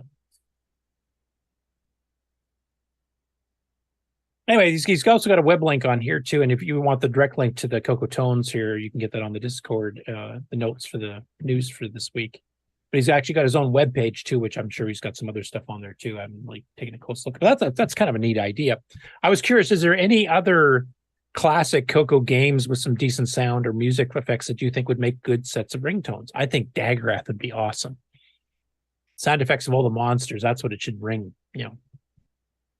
When the mother-in-law calls, you know, you hear the wizard coming at you or something. Frogger. You know? Welcome aboard, Captain. Sea Dragon, okay. Nick, do you think any of your games would qualify? Sorry, what was that? I was sleeping. What about Pooyan? Yeah, maybe. Frogger would work. I think like the song for the for a ringtone might work. Sound effects, some might. No, Nick, we were talking about these custom ringtones based on classic CoCo games. Do you think any of your games would make good ringtones for a phone? Either sound effects or music. Well, my only game that has music is my latest one, really. Well, Pipes does. Yeah, okay. But then I mean, sound effects wise, probably more because you don't want something playing for like. Yeah. No, but I don't have any unique unique tunes, though. William Tell would be a good one. Yeah. Not a game, but what's it called? Shock Trooper. Yeah, that would be good. That kind of V. And that's a unique tune, isn't it?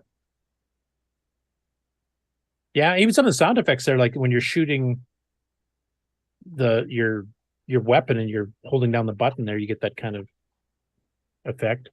Sailor or when you Man. materialize. That's an interesting thing. I'd never really thought until I saw this about ever using sound effects from a CoCo game as ringtones on your phone. And because most modern phones, or all modern phones, can assign ringtones to different people, you can even, like I said, with Dagrath, you could recognize, people that you want to hear is, I don't know, a potion being used sound or something like that. And people you don't want, you'd make sound like a Balrog or something. So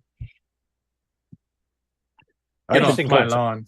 I can play William Tell on my car from my phone. You just Bluetooth it up or what? Yeah. Sounds good. Check it out. Yeah. Next up, we have James Diffendefer's Bitbanger's blog, and he's in the chat right now complaining about me being too long-winded and having no sense of time as Phantom 8-Bit. And so this one here is he actually disassembled the standard. There's been a basic program floating around since '82 that basically converts CoCo 1 or 2 into all RAM mode and then copies the basic ROMs over so you can modify them. And he went through and disassembled it and commented it to show exactly how it works. Now, I did mention to him that Alan Huffman had done something similar to this recently and actually went through figuring out ways to optimize it either for size or for speed. But for those of you who had missed Alan's, and Alan's got so many things on his site now, so many CoCo related posts, thanks to Septandy, that it's probably pretty hard to find the darn thing. So this might be actually easier to look up. But this is something that basically you'd require 64K CoCo 1 or 2, doesn't really matter, or Dragon 64. I think this probably would be pretty similar. But basically it's so you can modify the ROM code because you copy it to RAM and then you can modify it. You can patch basic, you can add commands, you can speed it up, optimize it, 6309 eyes or whatever you want to do. So anyway, nicely done with the commented code. Alan has got some as well, so you can check out either one of those. Next up, this is a newer user, Roger Cooper, or at least new to me. I think he's not even joined our Facebook CoCo group for too long at this point, but he's actually kind of making the Matrix rain effect. The text characters that kind of rain down and change. And now Sockmaster had done a version of this for the CoCo 3 decades ago, probably the mid to late 90s, maybe. You remember, Nick, when that came out? No, I don't remember. All right. Well, the movie didn't even come out till '99, so. Okay, it must be early 2000s then, because he came out with it pretty quick, and I've had it for years and years. But this one is actually one that will work on a CoCo 1 or 2, and it's written in BASIC. So it's got a little shot here of almost all the code, and he's got a little video just to kind of show the effect. Now, the other ones like Socks actually do multiple columns at the same time. This one here is kind of more doing 1 or 2 at a time. I don't know how well it's showing up, and it's a vertical shot, so I can't really zoom it up all that much. But you can kind of see it raining down as the character falls, and it changes the characters under it as it goes down. So kind of the same effect. I think, wasn't Socks a graphic mode one? Or Nope, no, his was 80 column text. It was 80 column text, yeah. Yeah. It's a neat effect, and it was kind of unique to the movie. I'll zoom up a little bit here, but I'm not sure it'll make much of a difference. Yeah, he said it would work on a 16K. Yeah, where Socks requires a CoCo 3, so it's a neat little effect. And that movie, I mean, the first Matrix to me is one of the better movies I've ever seen. Actually, I really liked it. The second and third, yeah, kind of started losing the path a bit there. Is a fourth? Yeah, I guess there is. I haven't actually seen it yet. 2 and 3 disappointed me so much I wasn't too sure if I wanted to see it or not.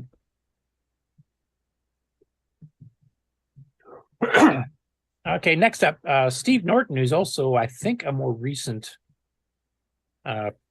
joiner on the Facebook CoCo group. But he was a software developer with the CoCo back in the day. So he published some software through Dataman International, which was a company in Canada and the States. And they did Text Master and Print Master and Graphics Master, which were a lot of enhancements and stuff for BASIC. Not all by the same people. Steve did the Text Master one. He said the Graphics Master was actually done by somebody else, but had some really cool features. Unfortunately, I don't know too much about Graphic Master. But Steve here, he said he's lost the source code to this, done in a TASM way back in 1985. But he's lost all the source code. So he's working on disassembling it. He did mention that. But he did find a disk image of the actual binaries running. So he's actually put that up on the Facebook group, CoCo group here. He's had to rename the extension because Facebook, for some stupid retarded reason, doesn't like zip files. So you have to rename it to unzip it. But he's actually got that and includes the demos and the actual code itself. It requires a 64K CoCo once again. What it basically does is adds a whole bunch of features done through character strings, which I'll get into when I show you a little mini manual of it. For doing heightened stuff with text. And there's a ton of options. There's even more than OS 9 Level 2 has. And this works from BASIC. And it sticks it up in the upper 64K, or upper 32K of 64K. So basically, it's only taking 8 bytes out of BASIC itself. All the extra code is above disk BASIC. So it's using, beyond the 24K.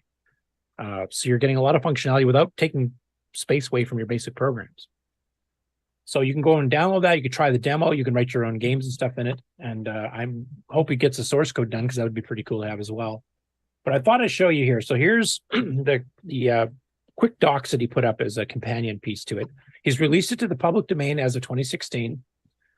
Excuse me. So basically, feel free to use it in your own programs. So I get it right here.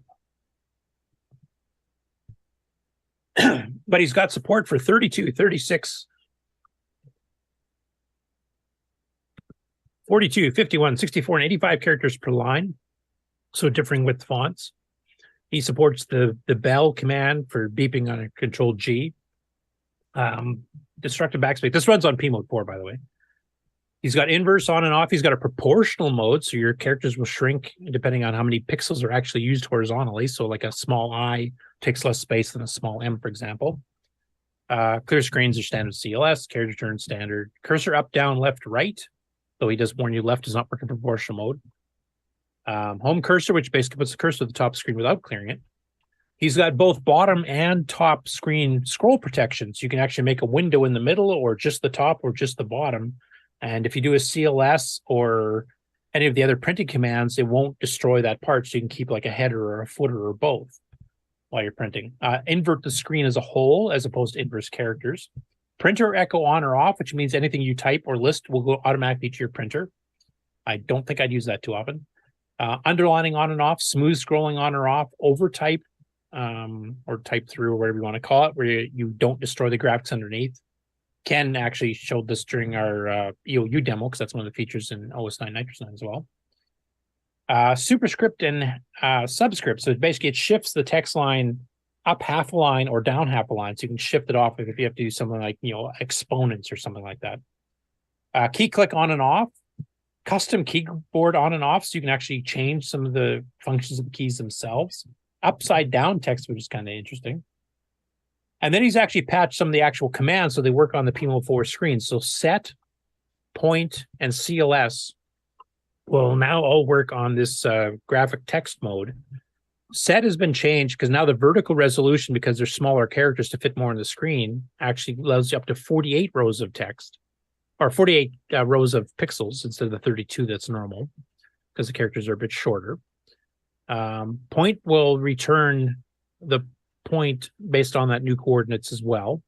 And CLS will clear the screen with a binary value from 0 to 255. So it's not just a color. You can do the bit patterns. So you can actually do vertical stripes, etc.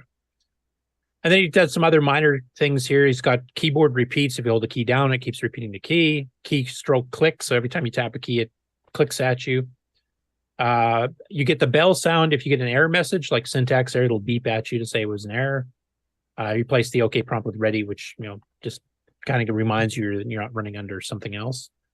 Animated cursor instead of a color block. I'm not sure exactly what that looks like because I haven't tried it yet.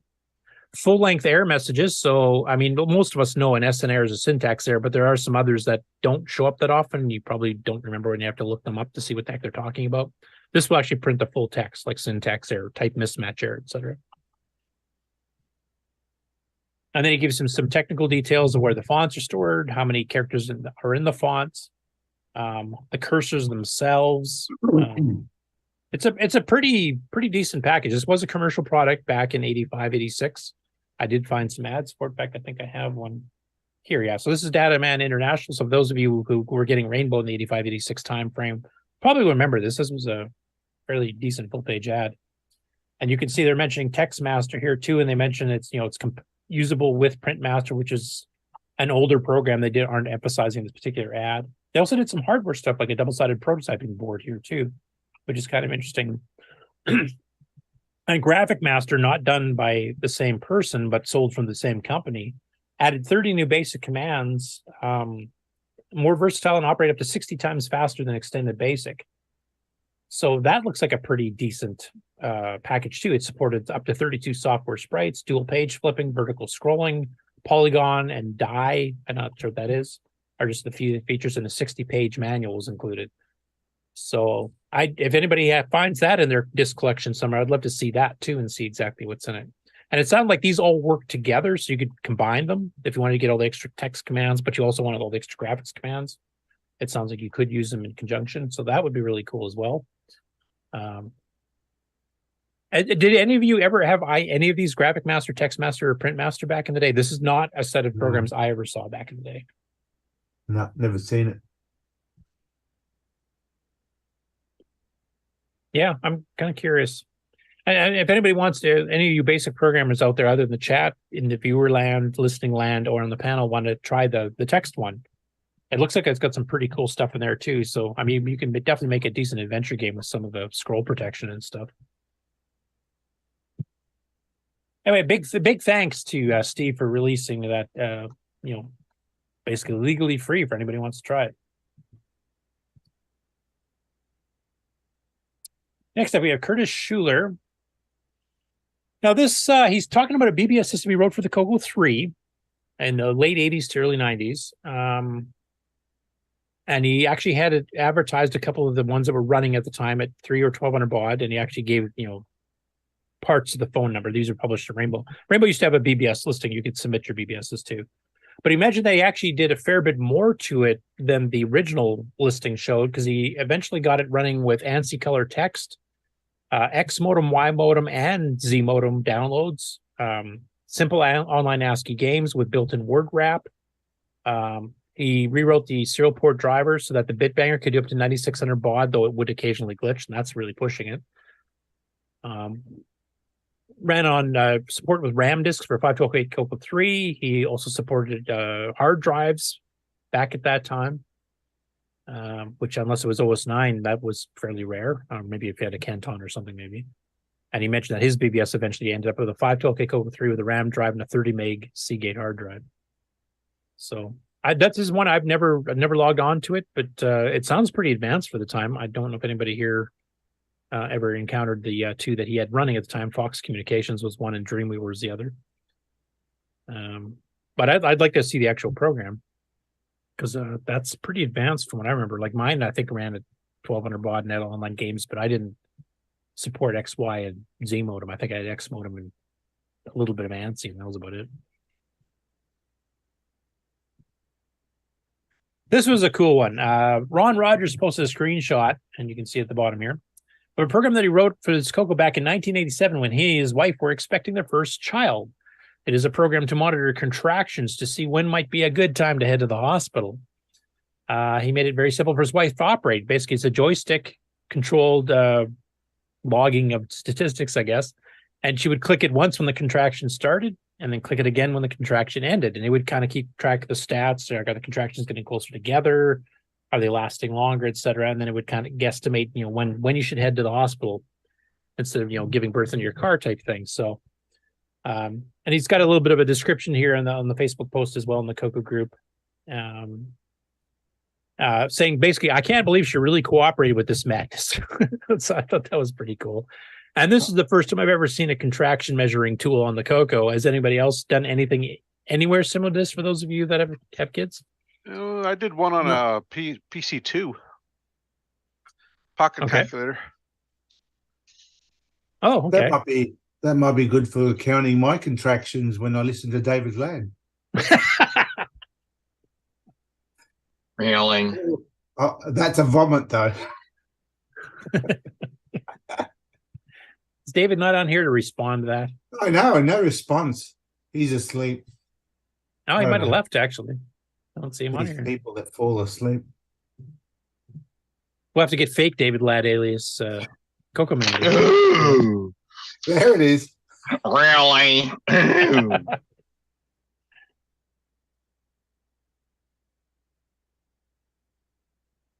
David Lord in the chat says, "You go when the pain becomes unbearable, the pain of her squeezing your arm."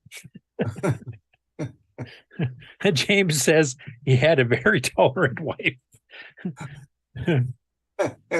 Anyway, that's a bit of a unique one. A practical use for a CoCo, I will be honest. I mean, that is useful information to keep track of, but especially for that time period to convince a wife to do something like that with an 8-bit micro, that was probably a bit of a stretch. Sorry, go ahead.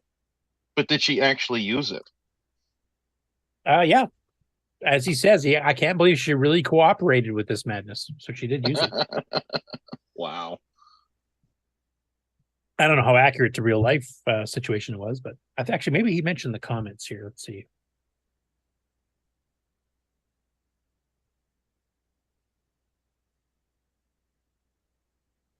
Riveting, I know. No, don't see anything there. Up. Hey, interesting, and definitely a rather unique use. Next up, I won't play this because YouTube Shorts suck trying to play on a live stream here. You can't control the volume, you can't rewind, blah blah blah. But basically, Alderson Computer did a quick little YouTube short showing his CoCo 3 system that he's now got a CoCo STC and a mini MPI 4, and it briefly shows his MC10 as well. But he basically, the text overlay that he's doing, that he's speaking, is talking about how the CoCo started his career. And I think a lot of us have gone through that. Myself personally, that definitely started my career because I actually brought my CoCo in from work when the PDP blew up. And it stayed on the CoCo for the next 12, 13 years. How many other people here would say that your career started from using a CoCo? I can go there. Mm-hmm. I started on BASIC and ended up in OS 9, and that led into Unix, and that led me into the call center. Why I'm still a poor man. I use my CoCo in my business. Yeah, that's right. You did. Your sign business, right? Mm-hmm. Yeah. Nick, you were saying? That's why I'm still a poor man. Well, you're still actively using it because you're still selling games for it, which is why you're far richer than the rest of us and can afford all these big cars. So he's actually probably just has a Ferrari fender. Yeah. I mean, Jason, you kind of technically qualify too, I guess, because you, as CoComan.biz, you still manufacture stuff at the CoCo, so though it's not your primary job. I guess so. Yeah. But did your current job, which does involve electronics, was that in any way inspired by the CoCo, or did that kind of guide you in that direction, or were you kind of doing that anyway? I was still working in the electronics industry, but I maybe a little bit. I mean, but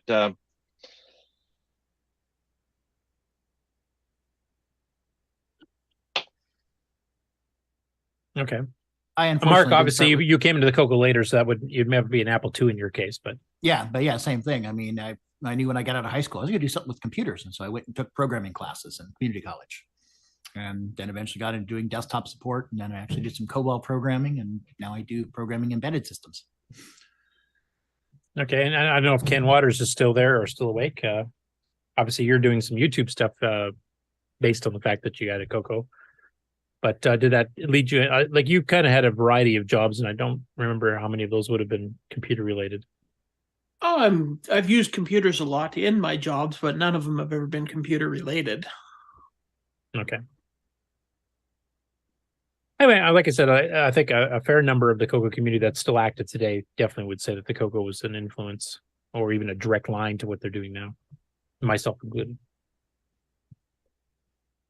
Next up, this has been getting discussed in the Discord. So William Assel, Lost Wizard as he's also known, and creator of LWASM and LW Tools, is doing a project similar to Tim Linder's, what does he call it? Squanchy Basic.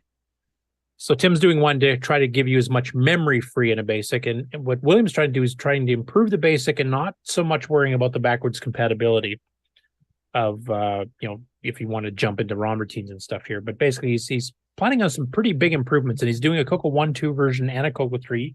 These will be replacement basics, basically, with syntax being fairly close. If you loaded a program in ASCII mode, you probably would be able to get most of it running without too many changes. Now, he's very early on in this, so that may change.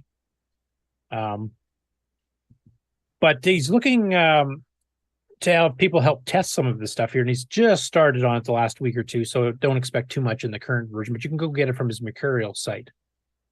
He plans on having more text and graphics mode supported than regular CoCo 3 Basic. He's going to be moving the disk buffers outside of the normal basic RAM on a CoCo 3, so it's got its own RAM elsewhere, which means you can get that memory back that Basic steals from you if you have a disk drive plugged in, about 2K. He's thinking about adding integer variables. That'll work on the CoCo 1.2 or the 3, and for those of you who fiddle with integer variables on Basic 09, it makes a huge speed difference.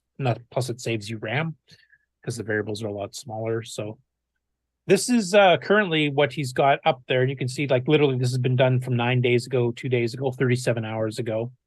And kind of giving he's just getting the keyboard repeat working. That's another feature he's going to have in there. But he's got another thing here kind of describing what some of his goals are. So on the CoCo 3 one, he's got a fair bit of stuff here. So first of all, the text modes, instead of supporting just 32, 40, and 80 column, he's going to have the 64 column mode. So you can actually do that as well. He's supporting graphics modes equivalent. So he's doing 256, 325, 12, and 640 across graphics, all of those. Palette register setting, that's pretty the same. Graphics text screen located outside main program memory, that's basically the same as it is now. Disk IO buffers located outside main program memory, as I mentioned, that will definitely free up some RAM for your basic programs.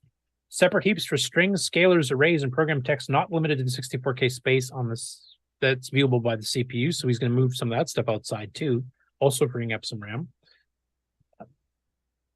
RAM-ROM copy at startup, initialization of CoCo 3 specific hardware, defaulting to the 80 column text screen instead of the 32 column, which would be nice.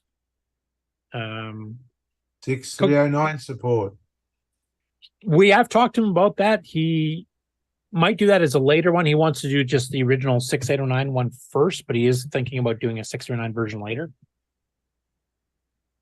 And like I said, he's got some standard things like auto key repeat. He's actually using the keyboard IRQ to register when keys are pressed to leave some more time for the basic program to run rather than pulling it constantly. But basically, it's a work in progress. He's still taking kind of suggestions of things to put in, plus some things that he wants to do himself. And it's very early days. I mean, he's literally been doing this less than 2 weeks. But look forward to trying that. Next up, Tim Linder. I don't think he's still on the call anymore either, is he? Nope. So he actually had uploaded this video years and years ago. Now, for those of you that have been going to CoCo Fest for the past few years, not including the COVID era, Tim Linder, when he still worked at a print shop, actually created replacement boxes for the program packs that Tandy sell, the silver boxes that all folded up and the cartridges fit in with room for the manuals, etc. And he had run a run of 1,000 or something like that at the print shop he used to work at. That basically is an exact duplicate, and it's all die cut out so you can fold it. But one thing he had never released publicly, and he created this video literally years ago, was how to fold and glue it together so that it actually turns into an actual box like Tandy's. You get this sheet that's kind of die cut out, and it's wide, it's a foot wide or whatever. And there's all these little parts you have to like fold in and tuck in this tab into this hole, etc., to get it to properly go. So this is actually him finally making public the video that shows you actually how to do that.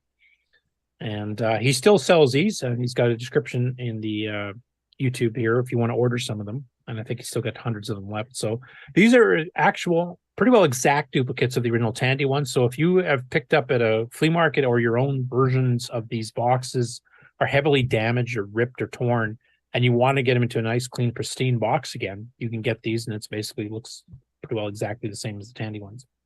I will not play the whole video, even though it's 2.5 minutes. I'll just skip it ahead here so you can kind of see what we're talking about. So here you can kind of see the spread out version of it here with the different parts. You even got the hole punches for the main manual, the spine of the cartridge itself. And then he kind of just goes through and shows you exactly what to fold where and whatever to get it going. And eventually it turns into the exact box that Tandy did. So any of you that want to replace some of the boxes that you have, because they are, fairly rare. Tandy didn't sell these separately, so it's not going to pick them up unless you get a cartridge. But you can actually replace and get it back into pristine shape. And like I said, you can order the boxes from Tim. He's still got lots left. Next up, we have a Jim Gary thing that's not a game. So it's in the regular news instead of the GameON news. And this is another really old, ancient program that's converted. This is originally a 1977 program, originated by a guy named Sam Lundwall. And he based the version that he ported to the MC10 here on a slightly later version by B&A Laurie, originally published in Practical Computing December of 1979, so a couple years after the original. And it's called How to Write a Sci-Fi Novel, and it randomly generates really short science fiction stories. Now, I have noticed it seems to favor dystopian outcomes, and given the world we live in these days, that's probably accurate. But I'll just run and let you see. It basically creates like a one-line or a one-paragraph mini science fiction novel from basically mixing random phrases and words together. Sometimes they're humorous. So here's the first story for the audio listeners. Earth is struck by a giant comet and destroyed. The end. So I'll let it randomly generate another one. Earth freezes and everybody dies. The end. You can notice the dystopian part kicking in here. Here's a longer one. Earth is attacked by tiny little Beetlejuicean superpersons with festering boils on their bottoms. We're friendly but misunderstood, so they turn us into rolls of bright blue flowery carpet. The end. So there's some pretty bizarre stuff that comes out of here. It's almost like this is a really, really attempt at doing AI or something to try to generate a random story or something. It's kind of a silly experiment, but it's from the early days, so it's kind of, I guess, historically a little bit interesting. Anyway, there's a lot of stupid little stories you can get in there. Obviously, you can expand the vocabulary. Okay, on to some Dragon news. So Julian Brown, who's been working on the replacement Dragon 32 motherboard, unfortunately, he mentioned that he had a bit of a setback, and he has to order some new prototype boards again, which will take a couple of weeks. He discovered he might have fried every chip. I think he did figure out later he did not fry as many chips as he thought. But basically, he did something very wrong at an early stage, I think in the power supply. Let me see, I know he mentioned in here. Yeah, because John Whitworth was asking, and of course, John Whitworth, this guy who created the Super Sprite FM Plus board. He said, ouch, can I ask what the error was? And Julian replied, something I should have spotted on day one. The plus 5 volts and minus 5 volts were swapped on the power connector. I'd like to blame the SA2120 schemas as the print is almost indecipherable, but still not excuses given for all the other resources I had in hand. It was all fine using my bench supplies. I just followed the markings on the board. Plugging in a real PSU is possibly a bad idea, though. You can guess the rest. So for you hardware types there, can you explain what would happen if you cross those? Lots of smoke. Pretty much. All of your polarized capacitors are hooked up backwards and all of your silicon's hooked up backwards. And yeah, that would not be good. Yeah. He does mention on the plus side, I now know why I was seeing the strange voltage after the first fuse blew. Oops. Like I said, in a later post, I did see that he mentioned it sounds like the fuse actually did protect a lot of the chips. So because he was really expecting like pretty well the whole board, all the components would be blown. And that doesn't seem to be the case. He actually still has some functioning chips. But he is waiting for new boards that are going to take a couple weeks that fix the problem. And then John Whitworth here, he did an update on his prototyping board. You may remember it was a week or two ago, we discussed that he had this thing so you can actually prototype hardware boards that go in the cartridge selector on a Dragon or a CoCo. So two things happened. One, he decided to name it. He's calling it the 6809 Super Bob. And apparently Super Bob is actually a copyrighted name in Australia, but it's not computer related. So he thinks it should be legal to use that because it's in completely different industries. Nick, you being the only Australian on the panel, do you know what Super Bob is? Nah, never heard of that. Okay. And the other thing he's done here, and I'll just read him verbatim here because I don't understand this hardware stuff, but the eagle-eyed amongst you may have noticed that I'd introduced a considerable constraint into the prototype Super Bob, but it will still suffice as a prototype. Put simply, I'd left the CPLD global pins connected to the address bus, basically the same configuration as I'd used for the Super Sprite board. That's all well and good for simple port mapping, etc., but for any more active usage of the CPLD, including clocks, flip-flops, etc., the global pins should be free for use.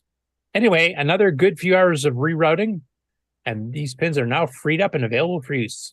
I've also added the CoCo cartridge pin equivalent names for P2 and DSD, as well as moving the left-hand power rail socket in a bit, and put the 6X09 and Dragon CoCo compatible logos on. So for you hardware guys, please explain to me what all that means. So when you're using the more advanced features of these chips, some of your inputs and outputs are kind of restricted. So some of them are inputs only, some of them are outputs only when they used to both go either way.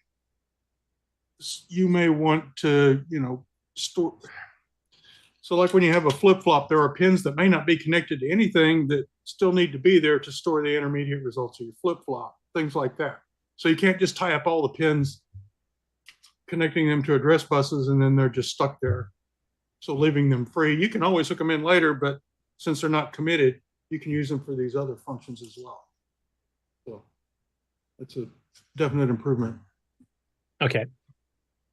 And I've zoomed up the board here. Hopefully you can read it, Rick. It kind of describe some double header connectors that looks like you can configure different pieces there, or maybe it's for testing. I'm not sure. So he's broken the bus out into these headers, so you can then jump into your breadboard here and add your own components. It looks like he's got a ROM socket there for you already, so you don't have to worry about hooking that up. Just pop in whatever programming you need. This is a really cool board. You get little jumpers like this that have 2 pins on each end, so you can go from little female sockets to the proto board. Okay. Cattails not included. I will buy one. I may buy several. This looks like fun. And some comments from 60 in the chat here. He says there are a few pins with special functions like reset or clocks that it's useful to have access to, but they can be used as normal I/O, which is what he's done, meaning they can't be used for their special internal purpose. That's part of my whole this whole cluster here was moving some pins I'd already committed to different places, so I could use those pins for logic functions just to wedge in a little latch. So okay. So are these ones he's labeled as CPLD I/O pins? Is that what we're referring to here? No. So he said he had left the address buses always connected. Okay. And that would have been a problem if you needed to use those pins for something besides being an I/O pin. You couldn't ignore it anymore. You needed to use it, but it's connected to the address bus. So he's taken that problem away. And I assume you just jump them in and then they work if you need them. Okay. Michael Furman is pretty impressed because he says, take my money in all caps in the chat. Yes. Obviously, because he inherited this from his Super Sprite design, he needed the pins connected the way they were. And then the oversight is, oh, I don't need to do that for this one. So let me fix that. We can keep those. Yes. So this is something for designing your own cartridges, basically, right? Is that what that essentially is for? And interfacing a CPLD to a CoCo, or whatever kind of odd hardware thing you want to do that you can fit in that breadboard, you can interface to your CoCo without having to do the whole pile of stuff that I do to interface a breadboard to a CoCo. So this would be something even useful for you as a hardware designer then. Exactly. Cool. It's a lot easier to write a program than to move wires around. So. As a man of very few soldering skills, I totally agree.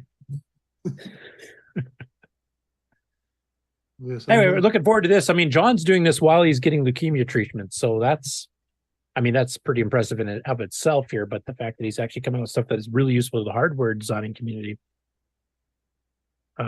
That's awesome. And this must mean the super breakout board. It can mean nothing else. What do you mean by super breakout board? It's a breakout board. It breaks all of the connections out into accessible sockets for you. So this is the super. Oh, okay. So what you mean. Doesn't it lack LEDs? You get to put them in yourself. Put in all the LEDs you want. That's what those pins are for, Ron. Pick your own color. LED, 680 ohm. That's all you need.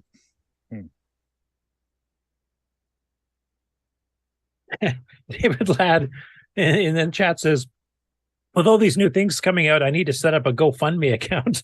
Right? And Anyway, three I'm more, definitely going to be following this because from what you guys have been saying here, this sounds like a really cool thing to help hardware designers. So I believe David the other Ladd, thing David just Ladd post would your be Christmas saying would list. be- David Ladd would also be going, ooh. Yeah. And what did you say, Mark? David Ladd, post your Christmas list. You have friends. When did that start? No, I'm just kidding. Oops. Really? Next up, we have Matt Davies, who actually won the Ghost Rush Gaming Challenge at the 40th Anniversary Dragon show that they had at Port Talbot. And this was kind of a hand. Was it? What we figured out to be cross stitch or something? I can't remember now. Something, but basically, it's a nice framed picture of Ghost Rush itself, and he's actually got it put in a pride place on his wall. And the ironic thing, of course, is that Matt is a Spectrum guy, but we're slowly converting him over to the 609 and superior CPUs. Life isn't fair. It's like me getting embroidery or beaten by cross-stitch. Buck Owens all the time in the GameON challenges here. And that is the end of the news this week. That's your cue to wake up, Mark B. I'm getting there. And we were hoping you'd go for another hour. There was a lot of news this week, so. Also, Ken, do you have time to stick around a little bit after the show? I have to discuss something with you.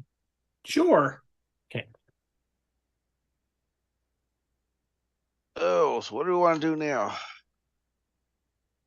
I don't think we have anything else planned. I mean, we've mentioned that we are going to be, there's a part 3 in the final part of the Nitrous 9 anniversary special. I've got a list of the people that have contributed from David Ladd. Thank you very much, David, for providing that list. I'm kind of going through and figure out what everybody did, what time frame it's in. And then I'll start trying to invite some guests to get that. That'll probably be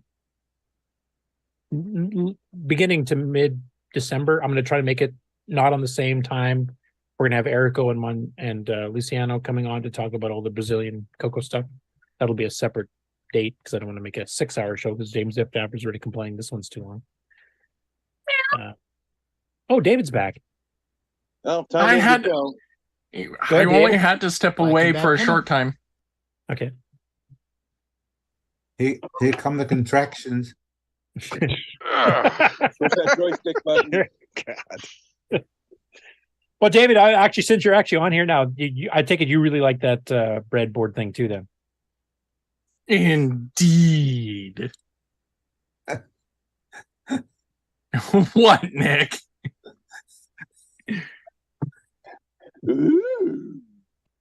But other than those 2 upcoming interview shows, I don't have anything special planned till the end of the year.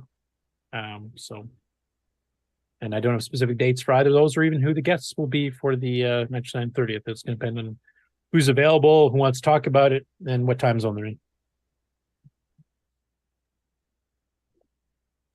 Who would not want to talk about it? Well, exactly. Besides Nick, but he's what do they call him, a conversion? Well, we can always bring in the floppy drives and put Nick to sleep. Oh, no. Oh, yes, Okay. Nick. Ron, you need a CoCo 3 behind you That's as the button, well. Frank. Yeah. All right. Here's the That would have a outro. nice, colorful background. This concludes another episode of CoCoTALK, the world's leading live talk show featuring the Tandy Color computer, MC10, and Dragon systems. For all things CoCoTALK, visit us on the web at CoCoTalk.live. We'd love to hear from you. Send feedback, suggestions, even segments via email to CoCoTalk@CoCoTalk.live. Consider supporting the show with a purchase of merchandise from our retro swag shop at 8bit256.com. If you'd like to become a patron of the show, click on the Patreon link on our website, CoCoTalk.live. CoCoTalk would not exist without the community, its cast, crew, and contributors. Thanks go to Alan Murphy, Amigos Retro Gaming, Bill Noble, Brian Joyce, Brian Weisler, Curtis Boyle, D. Bruce Moore, Danny O'Connor, David Ladd, Eric Canales, George Jansen, Grant Leedy, James Diffendapper, Jason Reichert, Jim Brain, Ken Reichert, Ken Waters, Mark Bosley, Mark Overholzer, Mikey Furman, Mr. Dave 6309, Nick Marentes, Nick Marotta, Nick Marotta, Nick Marotta, Paul Fiscarelli, Richard Lorbieski, Rick Adams, Rick Euland, Rob Inman, Ron Delvaux, Samuel Gimes, Sloopy Malibu, Steve Bjork, Terry Steggy, Tom C., and many, many more. Please help support the CoCo community. A list of various contributors and resources are available at imacoconut.com. That's IMACOCONUT.com. The original CoCoTALK theme song is copyright 2008 by D. Bruce Moore and Greg Sheeler. The new CoCoTALK theme song is copyright 2020 by D. Bruce Moore. Both are mixed, mastered, and produced by D. Bruce Moore. CoCo forever!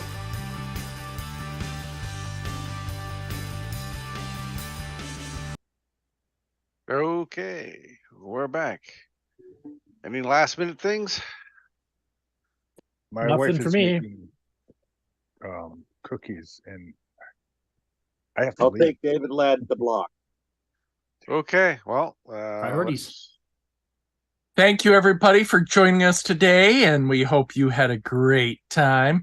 Please join us next weekend for our next episode. And Thank also you. join us Thursday night for the live GameON challenge featuring the game. Take it away, Ken.